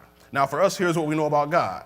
John 4:24 says that God is spirit, and his worshipers must worship him in spirit and in truth. Isaiah 40:18 says, to whom then will ye liken God, or what likeness will ye compare with him? So those are just some things in our scriptures that explain God. We can't explain them, but we know that he is there, he exists, says that he's spirit. We have faith in that. They say this, there is the first one who originally created everything, and Master Farad Muhammad. Now here's where you're going to see some contradiction in their own beliefs about Farad Muhammad being Allah and how he created himself. This is this person called the first one, who originally created everything, and Master Farad Muhammad. They are not the same person. This is one of their writers, Jabril Muhammad. Here's what he says. Master Farad Muhammad is the first God to have the same power and wisdom as the first one had in the beginning. In fact, as Master Farad Muhammad had the power to return everything to nothing and then bring forth a new and better creation for himself, he is superior of even the first one. Let me explain all of that. And the Nation of Islam, remember, when you hear some of their beliefs, it sounds like they kind of made it up as they go along. So, Allah created himself out of the blackness of the universe. He was black, really black. But eventually he died, this is what they say. And I'll get into more of this. And so, Wallace Farad Muhammad is not the first black God creator of everything. He's just one in a long line of gods that has come around. But he's the most powerful one. Let me move on. I'll come back to some of that stuff when we talk about the creation of evil and the devil. The creation account. In true Islam, they believe in a 7-day account for creation. The only difference is for them, the word that they use in the Quran for a day isn't necessarily a 24-hour cycle. It can actually be thousands of years. And so even though they say that, there were 7 days of creation, that one day could span for eons. Whereas for us, we believe in a literal 7 days, 24 hours. God doesn't need millions of years to make plants. He spoke it, it came into existence. So that's what we believe. Now, to the Nation of Islam, we were created from the black material that Allah created himself from. So the original man was black like space, because that's where we took our color from. To the Nation of Islam, here is the order of creation. First, man was created. After man, the earth was created. After the earth, the sun was created. After the sun, the stars were created. And after the stars, the moon was created. Let's talk about how the moon was created according to the Nation of Islam. According to the Nation of Islam, the moon was created 66 trillion years ago by a scientist. Now, there was Allah. You know how the Bible says that the 4 and 20 elders? And so in the Nation of Islam, there were 24, they call them scientists. There were 12 major scientists and then 12 minor scientists, and Allah was one of the major 12. So there were 24 elders or scientists. One of those scientists fell out and sought to destroy the black race. So the way he did it was he drilled a tube into the center of the earth. And when he drilled that tube into the earth, it caused this powerful explosion that caused a large chunk of the earth to blow out into space, and it kind of turned over, and all the water that was on that piece fell back to the earth, and it became the barren moon that we have today. So the moon was created because somebody fell out with the crew, wanted to destroy black man by doing something to the earth, blew off a piece, and we have the moon. Now, what that did was this. It changed time. Remember how I talked about there was the first one, and then there's Farad Muhammad, who isn't the first one, but he's more powerful than the first one? Here's their story. When the moon was created, the earth got smaller, and so the cycles of time weren't as long as they used to be. So they call them, their cycles of time are 25,000 to about 50,000 year cycles. 25,000 is about the average cycle. What does that mean? That means after 25,000 years, even the Allah of that time will die. And when the cycle starts over, there's another Allah that's birthed. And so in our cycle of time, Wallace Farad Muhammad was the Allah of this cycle. But remember, it was 77 trillion years ago where all these cycles started. 68 trillion when we got the moon in the cycle, so that was a whole lot of Allahs. A whole lot of gods that came into play, and to them, we're nearing the end of this present cycle. The cycle was supposedly to end in 1914. What's significant about 1914? Because the Jehovah's Witnesses had a 1914 date for Jesus returning as well.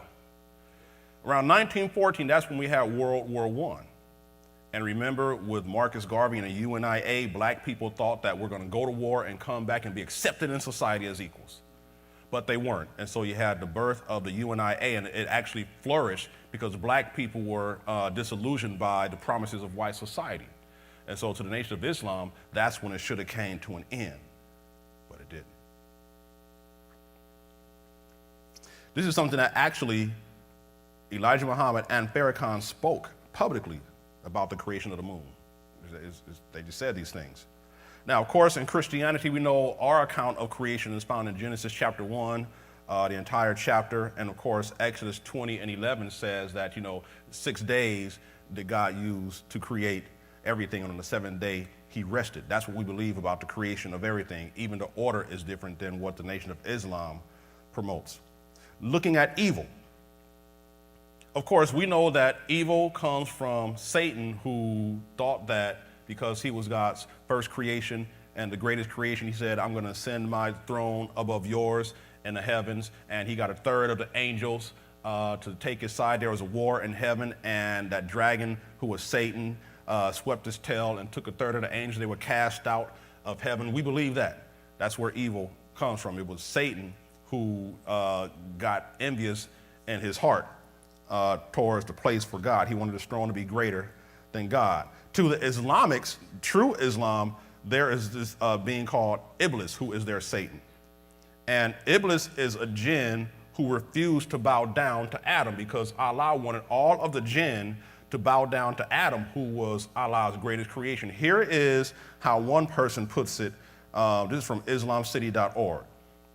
He says, the Quran at numerous occasions says that it was out of sheer arrogance that Iblis denied the directive of the Almighty because he thought he was superior to Adam, since he was made from fire and Adam from mud. Not only did Satan deny the directive, he also threw a challenge to the Almighty himself that if he was allowed respite till the day of judgment, he would lead other people astray as well. Satan was granted respite till the day of judgment and allowed to allure people. However, this does not necessarily mean that he is still alive. His mission is being carried on by his progeny, found both among the jinn and among the humans. The only power Satan and his accomplices have is to implant evil suggestions. They do not have the power to force people into evil. Since this world was created as a trial and test for man, Satan and his accomplices are one of the means to test man. The test lies in whether people resist the evil suggestions of Satan or are carried away. Consequently, he was told that he would not be able to lead the pious astray. So that is a true Islam and their belief of evil and its origins, because Iblis, who became Satan, would not bow down to Adam. Now, to the Nation of Islam,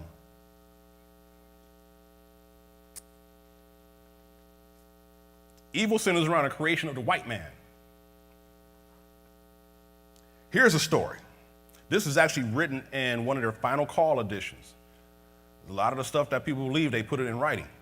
And sometimes they hand it off to people, and we can read it and say, for real? That's what people believe? Yes. 2010 edition in October, Alan Muhammad was a writer. Here's what he writes. The most honorable Elijah Muhammad teaches that the white man first appeared 6,000 years ago on the island of Patmos or Palan in the Aegean Sea, where they had been made by a 600-year process of selective breeding called grafting. Under the auspices of a brilliant black scientist named Yaqub, and by divine authority of Allah himself, the blacks who came with Yaqub to this island were placed under a system of laws by which mating was based on skin color and in which only lighter complexioned babies were allowed to survive. Over the course of many generations, the population of Patmos began to grow lighter and lighter until after 600 years of this dedicated grafting process, the people became very pale with blue eyes and blonde hair. From this island-based tribe of white-skinned albinos came an aggressive race of rulers who then spread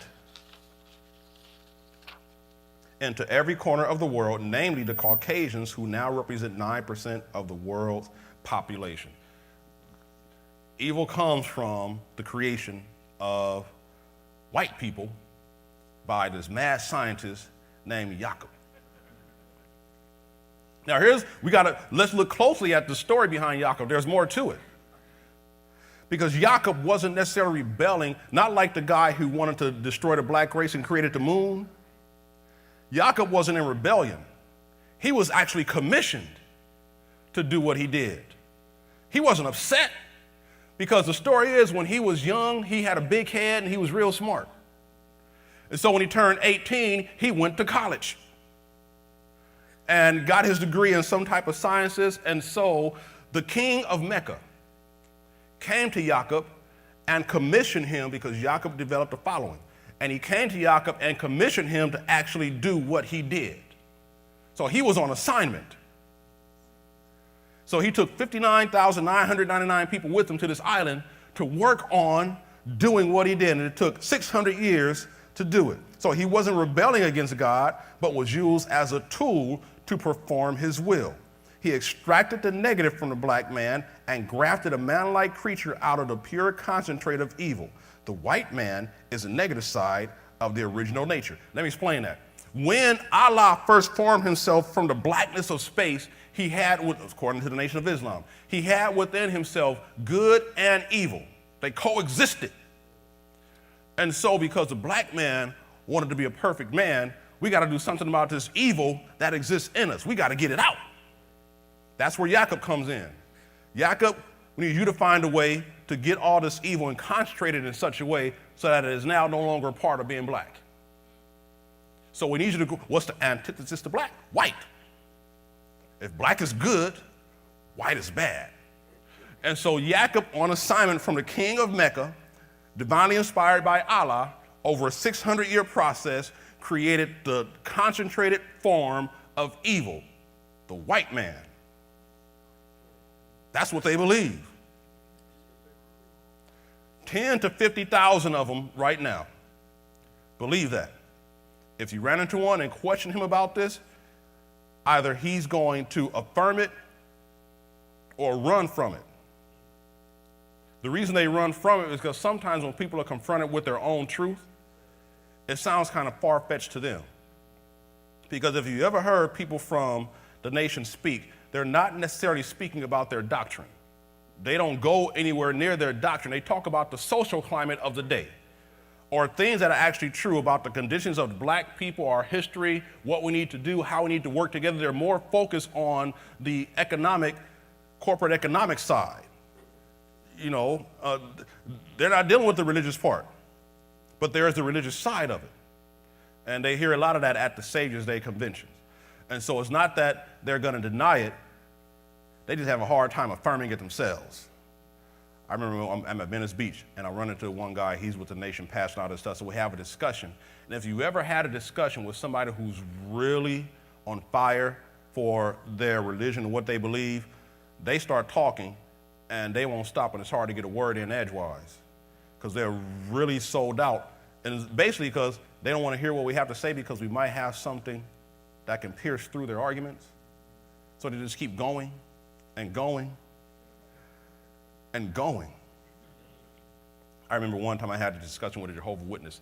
I let him in my house, and we were talking at my table, and I asked this question. I said, you know, why do you keep coming back to my house? And his response to me was, because we think that you're a good candidate to come into the fold. And I said, oh, thanks for being honest, because I'm going to tell you this. The reason I keep letting you in my house is because I consider you to be a good candidate to come into the fold. Needless to say, they stopped coming by my house after that. So that was Jacob. When we look at their belief on death and the afterlife, of course, we believe that after death, there's heaven or the lake of fire. To them, Elijah Muhammad taught a permanent non-existence after death. In the final call, August 2004, according to the divine teachings of the Honorable Elijah Muhammad, there is no life after physical death. That which we call soul is merely the breath of life. When the body can no longer breathe in air or the breath of life into our lungs, we cease to be among the living. So for them, at death, that's it. And so that goes into their belief, how they counteracted the Christian doctrine of heaven. Because in the times when they were really growing under Malcolm X's involvement, they were promoting this idea that you guys are going to church because you believe that they call it pie in the sky. You believe in some pie in the sky, there's some life after death where you're going to get it all in this heaven. We want it now. Black nationalism. We want to have our rightful place in society. And you think that you're never going to get it, you're going to get it there. There is no there. There's only here. So we need to fight to get it here. And so they counteracted our belief with heaven. And of course, if you know, during that time, there was Jim Crow, there was segregation, there was a real struggle amongst black people. So when they went to church because they were given that hope. Not that days would get better there on here necessarily, but that days would get better when we go to heaven. So I remember the pastor I came up under, like a lot of his sermons were focused on making it to heaven because he came through that time. And so for people of that generation, all it was about was getting into heaven because it might not be too good or get any better for us down here. And so for the Nation of Islam, it's like there is no pie in the sky. Remember, salvation was not necessarily believing in Jesus, but it's an opening of the mind. It's our minds are dead. But once our minds are awakened with this truth, then we can get what we have coming. So that's what they believe. Let's look at some key events. I'm going to move into the key events here because I really want to get to this last one. This last one, I'm telling you, for real, it's going to make you say, what? First of all, one key event in the Nation of Islam, and if we look at all of the history, we look at the Moorish Science Temple, the UNIA, the death of Malcolm X's father. If we pull out one of these events from the history, we might not have the Nation of Islam that we have today. But they all just lended themselves to the origins and the creation of this organization.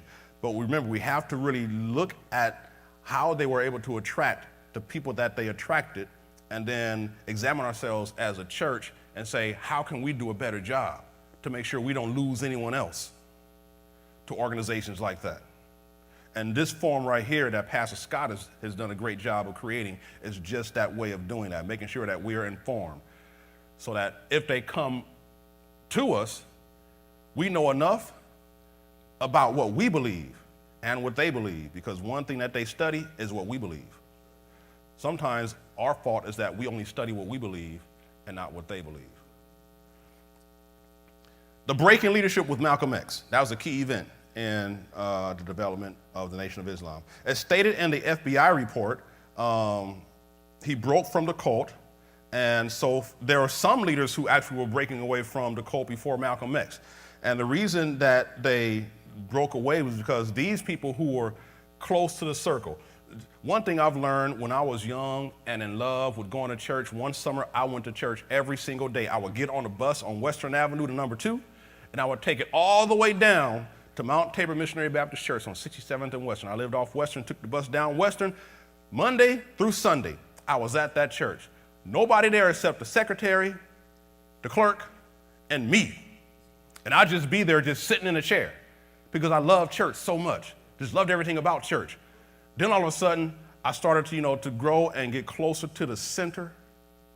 And I started to see some things and hear some things and learn some things about what really went on. And it kind of like popped my bubble. And it got to a point where it was like, I wasn't going to be done with Jesus. I was going to be done with that church. Not church, because that was the only one I knew. But with all the stuff I was learning, I was like, hold up. I used to love this place. I used to love that pastor. Now I know this truth. Oh my goodness. I don't know. I got to find somewhere else to go. Anyway, there were some people who were in an inner circle. They were close to the center, and they would call Elijah Muhammad a religious faker and a fraud who promoted concocted religious teachings. Another NOI minister who left the cult and described the NOI as being organized like an army, and the members were just following along, trying to obey the strict discipline demanded by the higher-ups who are carrying on one of the biggest rackets in the land. This is from people who were inside, close to the center, and what they discovered and observed being inside, and they left. But the Nation of Islam still continued, because everybody on the outside, of course, you're on the outside, you're not on the inside. So you don't know. So they just think that you just mad because you're not the person in charge.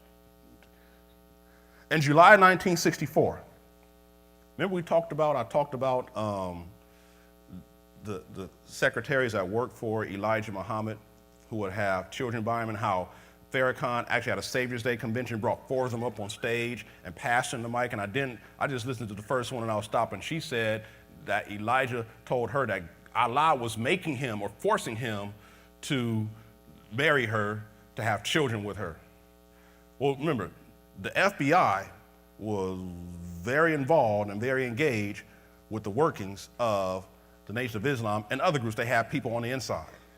And so they were taking the notes, collecting the notes, and they have all this information, WikiLeaks.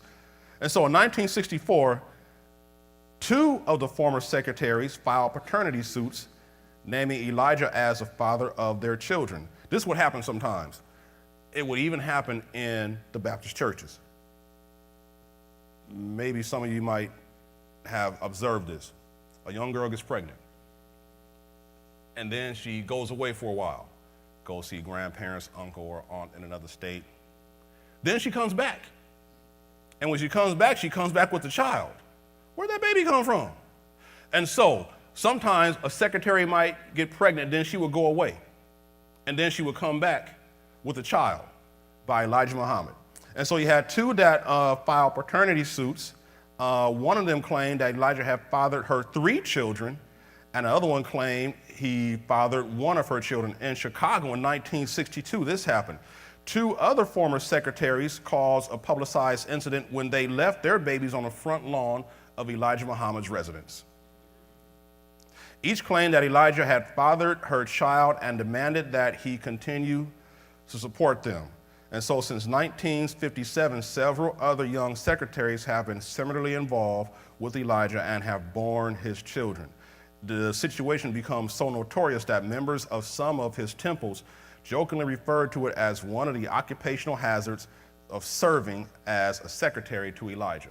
And of course, when Malcolm X discovered this, he was already silenced because he made the statement after the assassination of it was Robert Kennedy, that the chickens were coming home to roost. And so he was silenced by Elijah Muhammad. And then when he comes off his ban, he discovers this, that there are these girls out there who are saying that he fathered several children. And so the report is like Malcolm X said, there were just maybe 7 or 8 other children. But looking at the reports by the FBI and other information, he had a lot of other children out there. And so this disillusioned Malcolm X, and what was happening was he was appearing to overshadow Elijah Muhammad, because remember, when he came into the organization, there were only 400 members. But through his work, they grew to 40,000. And there will be some times when the people would look to Malcolm X before they would look to Elijah Muhammad. It's kind of like David and Saul. Saul has killed his thousands, but David his 10,000. And so Saul, of course, he was out to get David. And so there could be that. And then there were members of Elijah Muhammad's family who saw that, how Malcolm X was becoming this great figure, and they were like, this man might take away some of what we think is ours. And so the family took notice of that, and then they became very suspicious. So after he broke from the Nation of Islam, he formed 2 groups after separating, and one was the Muslim Mosque Incorporated and the Organization of Afro-American Unity, which he claimed would better serve the Negro nationalists. And so there were some people that left with him. If you ever experience a church split, if one of the pastors on staff or preachers would leave, they sometimes don't leave by themselves. Sometimes they leave and take people with them. And I remember some pastors used to put it like this. It's like, you stealing my members. And so there was that thing, he left. He was a very central figure, and so he left. There were people that were inspired and followed him. They went with them. And so on February 21st, 1965, he was murdered before a crowd of people. And of course, Savior's Day was 5 days after that. So they had to find a way to clean that up. Now, Savior's Day is another key event to the Nation of Islam. Every year in February, they have Savior's Day, and that is to commemorate the birthday of Allah, Wallace Farad Muhammad. That's what it's for. And so Elijah Muhammad, because in true Islam, they have the month of fasting called Ramadan. Elijah Muhammad said that he sees no reason for fasting during Ramadan. Rather, he had a holy day called Savior's Day that commemorates the birth of Master Farad Muhammad. He said, look, we are going to be so distinct because we spent this time developing the nation on this point, we're not going to align ourselves with something that already exists. So basically, we're going to create something new. This celebration celebrates the birth of our Savior, Farah Muhammad. Sound kind of familiar in Christian circles? December 25th, that day was created to celebrate the birth of Jesus Christ. Why was that day created? Because a lot of people who were involved in Christianity at that time were being drawn away by some of the cultic religions of that day. So we have to create something to draw people back. And so we have this Savior's Day that is created to kind of bring people in. Another key event to the Nation of Islam is the Million Man March. We should all be familiar with the Million Man March. Now, part of the motivation for the Million Man March, according to Louis Farrakhan, was that UFO encounter he had in 1985. That laid the inspiration for the Million Man March that happened 10 years later in 1995. And so the Million Man March was designed to be a day of atonement and encouragement for the black man. Henry Louis Gates wrote this about the Million Man March in Louis Farrakhan in 1996 in a New Yorker. He writes that Farrakhan destroyed most of the goodwill established by the disciplined march by going on a so-called World Friendship Tour, which included friendly meetings with some of the world's worst dictators to boost his legitimacy as the leader of Black America. Black nationalists were among those who were horrified. And so what happened as a result of the Million Man March was, it attracted worldwide attention. As a matter of fact, after the Million Man March, Louis Farrakhan, for a time, became the most talked about man in the world. He was the it person. He was the go-to. He's on the cover of magazines and newspapers after pulling that off. Because the word is that he wanted to overshadow Martin Luther King and his march on DC and Malcolm X for his prominence with the nation. How can I raise myself up and become greater than them? I need to get more people at this mall so that it's my name that's out there. And it was. Other people say it was just a money scheme. People had to register. There were vendors who had to pay $700 to sell things there. There was all kind of just ways that there were costs associated with putting on a Million Man March. And Farrakhan was like, look, I got to find a way to finance this thing. I don't think that it costs several millions of dollars to pull that off. I don't know if permits cost that much to have something. Maybe a few hundred or a few thousand. But to the extent that he raised so much money from that, there's speculation over where does the money go? Anybody ever heard of churches sometimes when they raise so much money and you ask the question, where does the money go? I'm going to tell you this quick story, and I got to get to this last event. And then that's pretty much going to wrap it up. I know you have some more questions. I'm at a church. And every year, the church has this financial report where they talk about the money. And so the pastor gives everyone one piece of paper. Just it, one piece of paper with the money on it. Now, he rebuilt the church and he took out a loan. And so we have our income statement. There's tithes and offerings and money from anniversaries and others. And then he also includes his income, the loan that he had to take out to build the church. I asked this question in my mind, if you take that loan out as income, this church actually pulled in less money than we put out for the year. So if not for that loan, we'd be severely underwater. And so he put down there that that loan was income. About 5 minutes later, he left with no one being able to ask any questions about the money.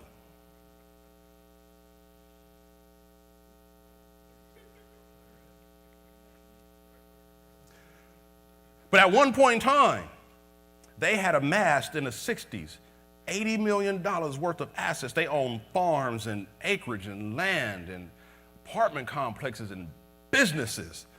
They were a bona fide community. It's like, if I own the business, I know that the members of this organization are going to come and support my business.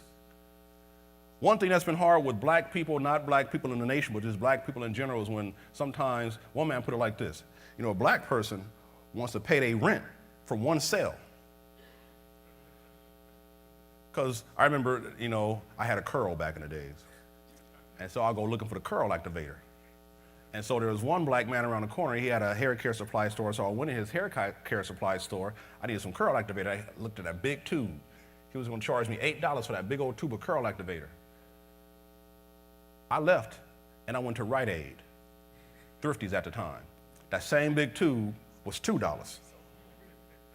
So of course, I'm going to support where my money can take me the furthest.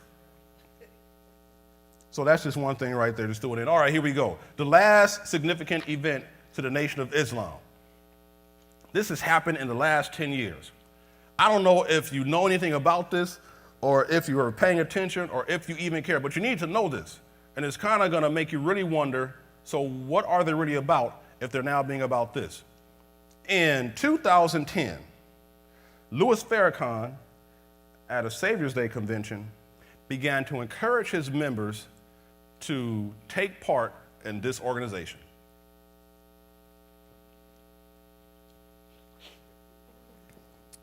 Had to build that anticipation. He encouraged his members to embrace Scientology. I told you.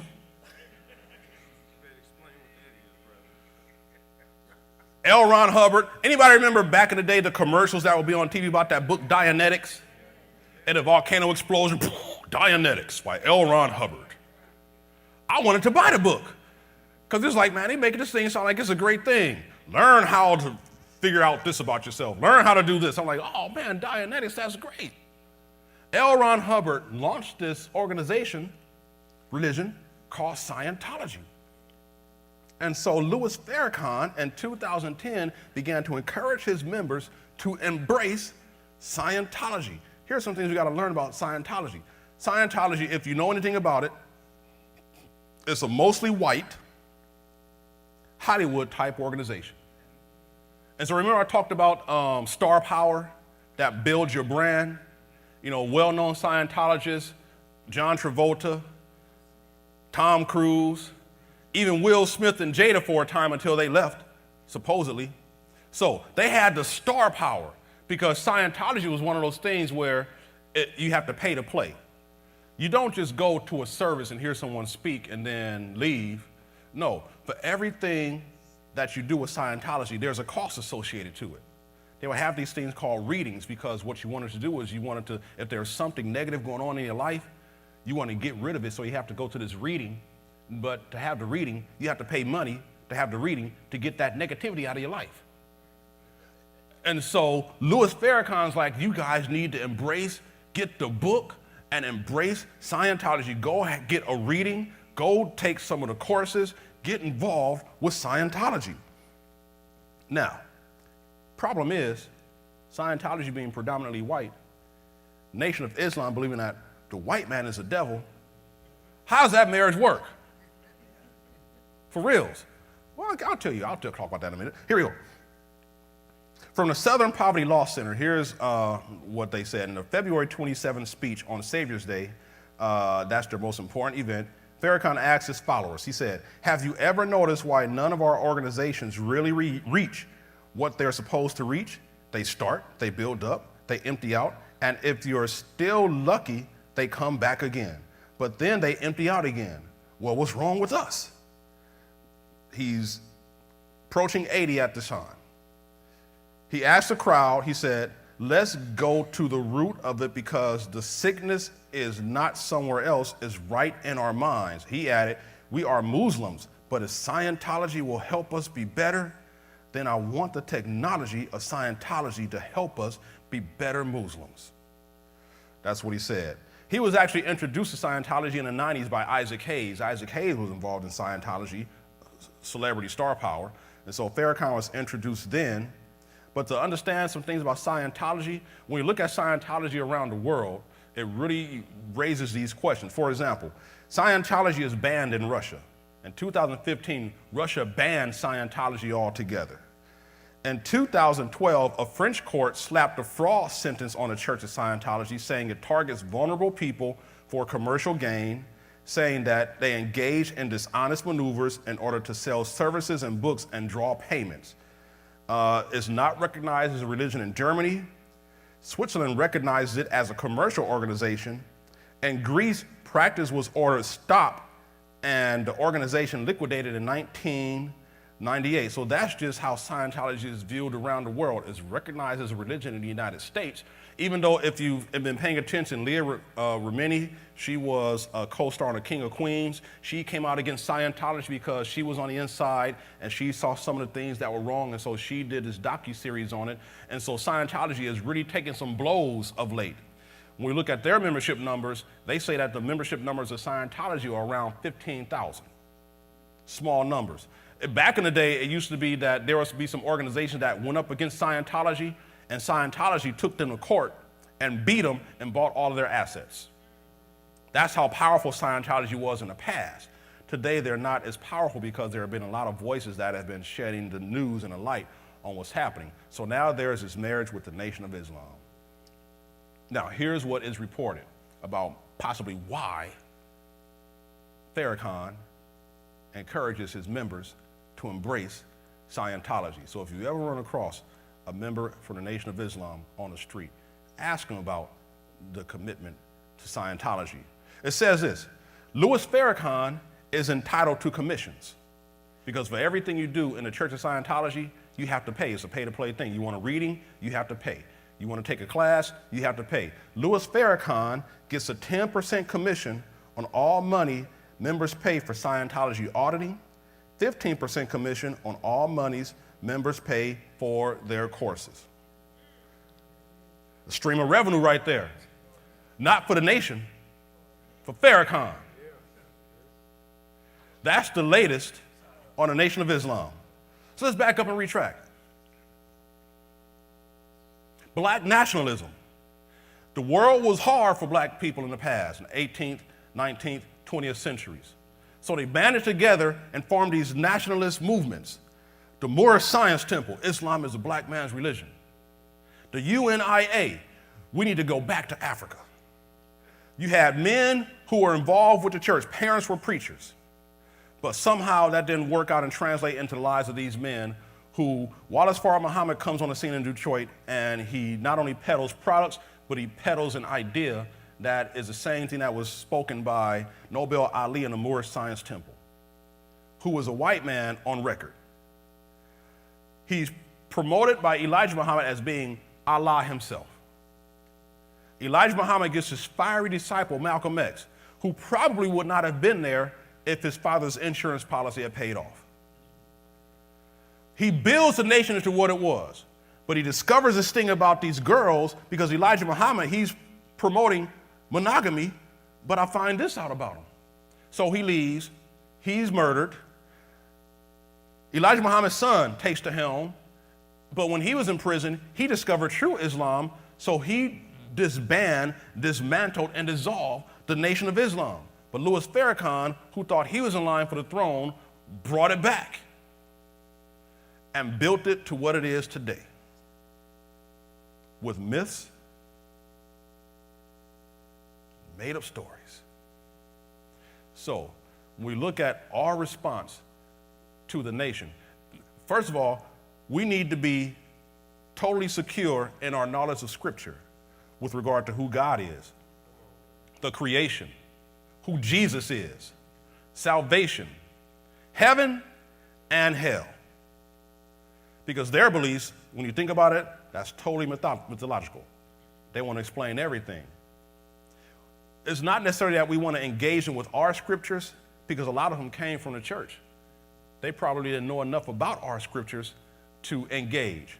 It's more of a social justice aspect that they attract people, because when you think about it, when you go to prisons and you got people in prisons who are involved with the nation and they're not making a ruckus, they're clean, they're soft-spoken, they're respectful, and so they earn the respect of other prisoners, and they get out of prison, and all of a sudden you see those guys in suits on corners, very respectful, respecting the laws. There's something to say about that. that this group can go and take pretty much I'm just going to say it like this, the scum of society, clean them up and turn them around, and not necessarily try to get whatever money they make and tell them to get it to us, but we want to see them be productive members of society. How can we respond to an organization that does so much to raise the level, the consciousness, and the self-awareness of black men? When if we go to a lot of churches, I'm not saying it's this one, a lot of men in this assembly, that's an encouraging sign. But when we go to a lot of churches, we really are hard pressed to find men beyond the one sitting in the pulpit and on the front row. And so our response, we need to know how they did what they did. And I say this, I venture this to you. Our response is examine ourselves as believers in Christ. We hold the truth. It is the truth. But we know that there are people who are being swayed away from the truth. And the Bible talks about this, how in the last days there will come those that are going to be scoffers and false teachers, those who are claiming that they are the Christ, and they're going to lead people away. But we need to strengthen the foundation for the people that we have here. Parents are the first teachers of the home. So we teach our children, and don't turn them over to a church hoping that the church is going to raise them up, because the church in some cases turns them out. In two different areas. We're doing a great job because we know that in the latter days there is going to be a falling away. So everybody that was in the center in the beginning won't be in the end. But if we can strengthen those who look like they're about to fall. Revelation, the church of Sardis says this: you have a name that you're alive, but you're really dead. And then he says this: strengthen that which is ready to die. In other words, there are people in the midst who are about to fall off. You've already lost some that are probably still sitting in the seats. But there are some that if you can strengthen them, he says, you can overcome. You'll wear a right robe. Repent and overcome. And that's our charge as a church. Strengthen that which is ready to die so that we can overcome. I want to thank you for your time. Thank you, Pastor Scott, for bringing me here, introducing me to such a great crowd of people. I hope this helps you in some way so that you go out here just being informed. You may never come across someone in a nation, but at least now you know about the Nation of Islam. All right, let's get Pastor Hill. Some questions, and then we'll give a few books out. Raise your hand if you have a question. Speak into the microphone. Can you kind of talk about the conversion process, like what they do once they decide, okay, I want to be in the Nation of Islam? Is there like a process or? There's a process when you go to, it's much like Jehovah's Witnesses, they're not going to tell you too much on the street. They want to get you in the building. And so once they get you inside one of their temples, then you'll hear a message, and then they'll ask if you want to become a member. You fill out some form, and they have somewhat of a vetting process.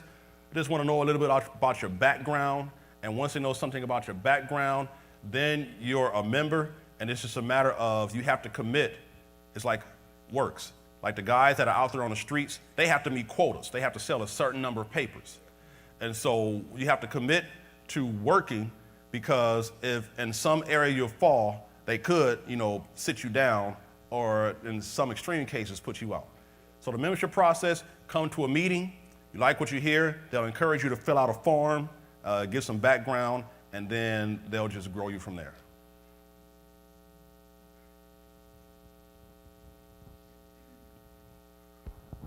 I was just really fascinated by that 76 trillion years. How in the world did they come up with that number? I'm just curious. They do it the same way science does it. The teachings on evolution, whenever there's something that people challenge with evolution, all the evolutionists do is just add a few million, a billion years onto that process.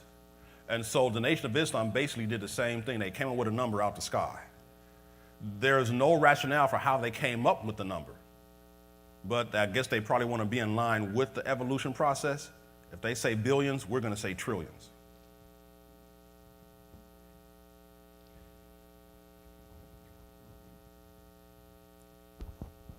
I'm just curious, maybe I missed it, but for some reason it's the Nation of Islam. So, and the origins of the Nation of Islam, why the connection to Islam rather than other religions throughout the world? It all goes back to when Noble Drew Ali, came in with the Moorish Science Temple. His teaching was that Islam is a black man's true religion. Looking back in Africa, we say that Christianity existed in Africa. At the same time, Islam existed in Africa as well. If you know about some of the kings of the past, Mansa Musa, who was probably the wealthiest emperor in Africa. They say he was probably the wealthiest person in history. He was Islamic.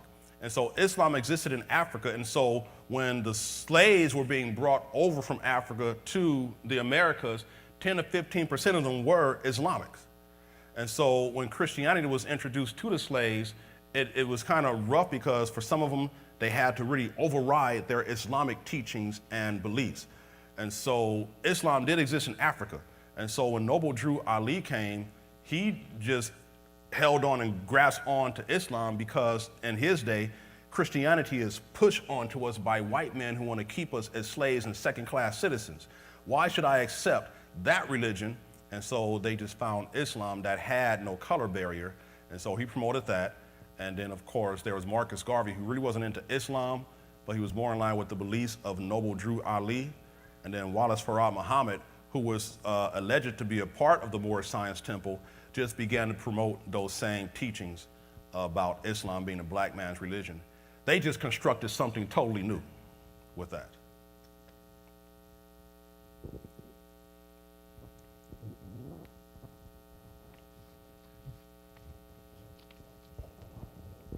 You had differentiated between the Muslims and the Nation of Islam. Yes. So the Muslims are a part of the Nation of Islam, is that right?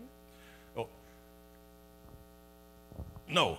The Nation of Islam consider themselves Muslims, but Muslims don't recognize the Nation of Islam.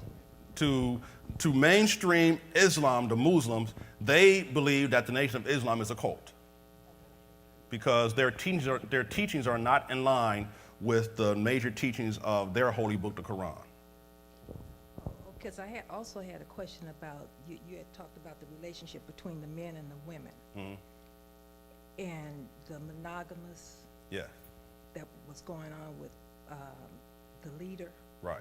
So what is their belief? Are they a monogamous nation or not? They teach that the man is to be the husband of one wife, and he is to care for and love his wife. That's what they teach, because in black communities, we see that there are a lot of broken homes because men don't hang around to be fathers. So they want to make sure that men, you need to raise yourselves up and be fathers to your children, husbands to your wives. The only downfall is the people in leadership don't stick to it. And I'll put it to you like this. One person said it like a woman said this. She said that one thing that makes a man attractive to a woman is his position of power. And so Elijah Muhammad being the head of a great organization and had all these young women working around him, it's a sense of he just yielded to his lust and they didn't say no. I'll tell a story. I'll say it like this. One pastor made this statement to a young preacher who was coming up. It's true. He said, you can have any woman out there in our congregation except that one right there. And so that's just, even though some people preach this truth, they don't live the truth that they preach. It just gets so tempting. Right here, Pastor Benz. You know, I hate to say this, but it's the truth. You know, I was raised by a woman, strong woman, from Alabama, and oftentimes she said, "Do as I say, not as I do."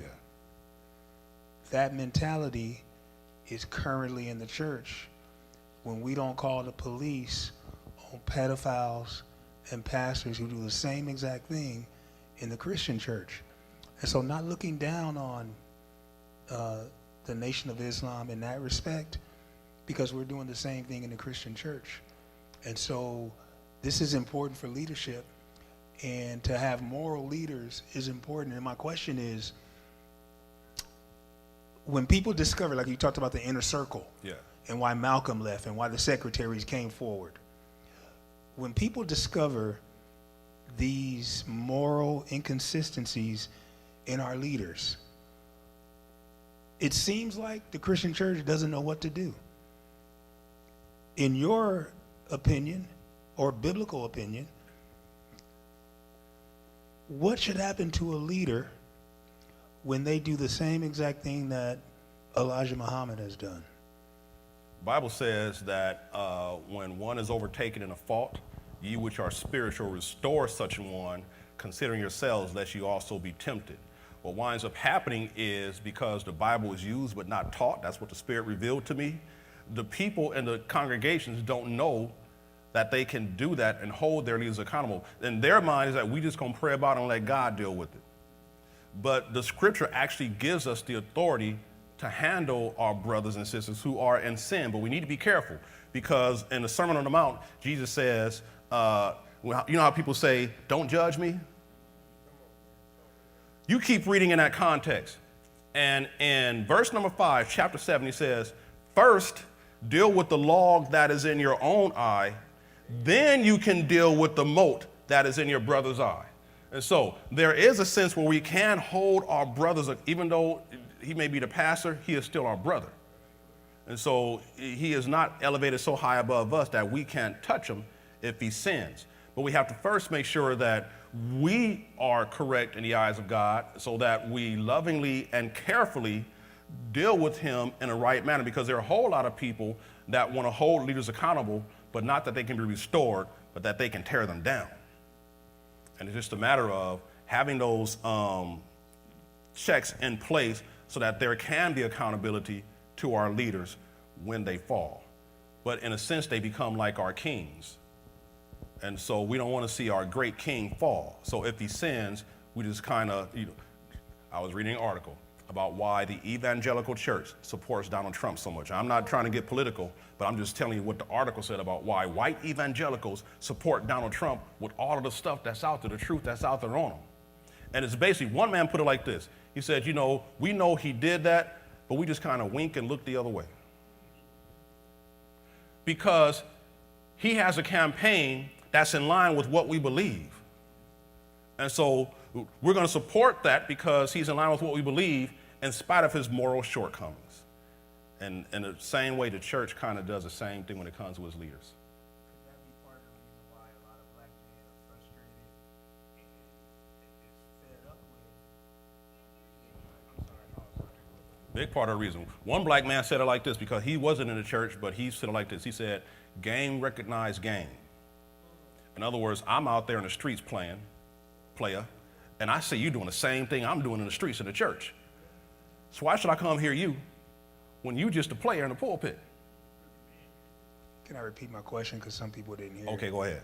I said, could this be the reason why many black men are frustrated and just fed up with church and not Christ, but fed up with church because they see, like you said, this type of phenomenon happening right in their churches, right in these churches? Yeah, and they usually see it with the leadership of the church, not so much the membership. It's the leadership that has to really live that example inside and out, because people are watching them. I know one guy put it like this: I saw the pastor in the pulpit drunk. He stopped going to church altogether.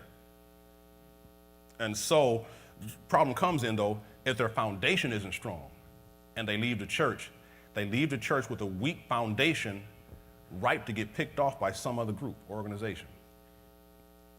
And so that's one thing. We see a lot of that. If we see moral failings in our leadership, the women still support. They'll look the other way. But the men like, nah, I'm through. We got time for a couple more, and then we're gonna wrap it up. I had a quick question. Yeah. Good morning to you. What if you're a Christian going out and reaching out to different people, Muslims or even Buddhists? What if you're a Christian reaching out to different people, Muslims, Buddhists, or atheists, and you find yourself befriending them? Is it okay to be friends with other people, or should you kind of like stay only like kind of limited, have a limited fellowship with other people who aren't Christians? Is it okay to be friends with? What would you recommend as far as like a Christian befriending other people outside of the faith? That is a good question. As Christians, should we be friends and have close relationship with those who are not believing what we believe? Very good question. And people are on different sides with this camp. I'm going to answer this question as a father because I have 4 children, 3 teenagers, 2 in college, 1's in high school. And I deal with this with them because, like, what do I know? What do you know about your friends? Because they're like, can I go to this party? Can I go here with them? I'm like, no, I don't know them. Because I know that for teenagers, your friends have an influence on how you think and believe and what you want to do. And so when I tell you no, you just like, you walking around pouting because I told you no. But I want to be sure that you live a life that you don't get swayed from this truth. And so when it comes to how it's a hard question, but I'm just going to say it like this. When it comes to our relationships, the first thing is, do we want to see those people make it to heaven? If we believe the truth and we have the truth and we know that they don't have the truth, can we be okay communicating with these people knowing that the end is going to come and they're not going to make it? What's the point of our friendship? That's a philosophical question. But we really have to really look at how we nurture our relationships with non-believers, especially if it comes to like work-related relationships, because you can't really bring some stuff. Like, I'm a teacher, so I can't bring that stuff in. I'll lose my job. And so it becomes it's a struggle for some of us. We went to school with some good people. My daughter, she was in high school, and you said, one of my best friends is Jehovah's Witnesses. So are you going to become a Jehovah's Witness too? And so it becomes things like that. So it's a hard question to answer, but I'm along the lines of, if I'm not trying to get you saved, which I should be, then why should we be friends? Did I answer your question? All right. Got one more question right here. Lady in the pink. All right. I was going to say, look at us as Christians, and all the terrible things that we do. But God and Jesus is still close and friendly to us. So I would have to give up family members and a whole lot of people because they don't believe. And I believe that I'm in that position to try to talk them and telling them who Christ it really is and bringing them to Christ. It doesn't mean that I'm going to have to be one of them, Jesus said this in 2 places. One, he said, if you don't hate mother, father, mother-in-law, basically, if you don't hate the people around you, or if you love them more than you love me, you're not worthy of me. In another place, he said, you basically have to hate them. Now, the word hate in Bible really is hate, but it doesn't give the context that we have to hate those around us who don't believe. We just have to hold up Christ to the extent that we have to really put limits on our relationships with those who we don't, because he's saying like this: a time is going to come where you're going to have to make a choice, family or me. And there are people who choose family and friends over Christ, thinking that Christ is going to be okay with it. But he said it clearly. If I'm not first, I'm just paraphrasing. He said like this: you're not worthy of me. Those are the words he used. If you don't hate them, if you love them more than you love me, you're not worthy of me. And that's hard. That's the hard truth of the word that is not being taught from a lot of pulpits, that we have to make these stands and make these decisions. I have a cousin right now who she believes, but she believes that anyone who is not in the denomination that she's a part of isn't really saved. The thing that makes it hard is that she's living in a house with my mother, because she had nowhere else to go. And so in her mind, my mom is not saved.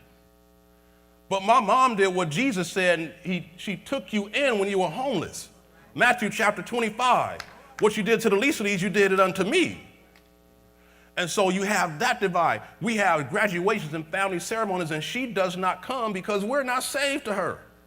So she made that decision, and she's standing on it. She's just living in a house with somebody that you think she's not saved. And so that's a hard divide, but it's a line we have to walk.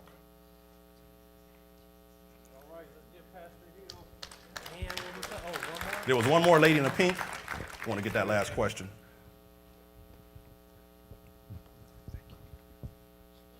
This wasn't so much a question as, well, kind of more of a statement. It kind of talks about what you were just talking about. I just recently came back from the East Coast. I have a lot of family there. And my cousin is a part of the Nation of Islam.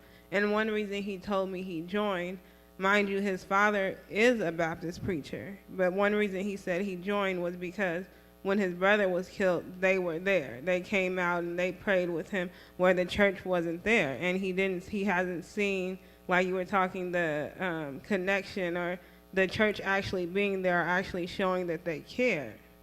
And so even when we're there and I was praying and getting up in the morning, reading my Bible and stuff, and he told me, he said, I've never seen a Christian like you. Even being on the East Coast, he was like, maybe if I was in California, I might not have joined the nation, but here, the people that cared and actually read and prayed were the people from the nation. The Christians, they go to church on Sunday, and the rest of the week they do whatever. We can take that statement and just, work on that on our own, because how should we respond when there are things out there that are happening like that? Where are we when we are needed? But thank you again so much. I'm going to turn it over to Pastor Scott. Bless you, brother. Thank you, man. Thank you.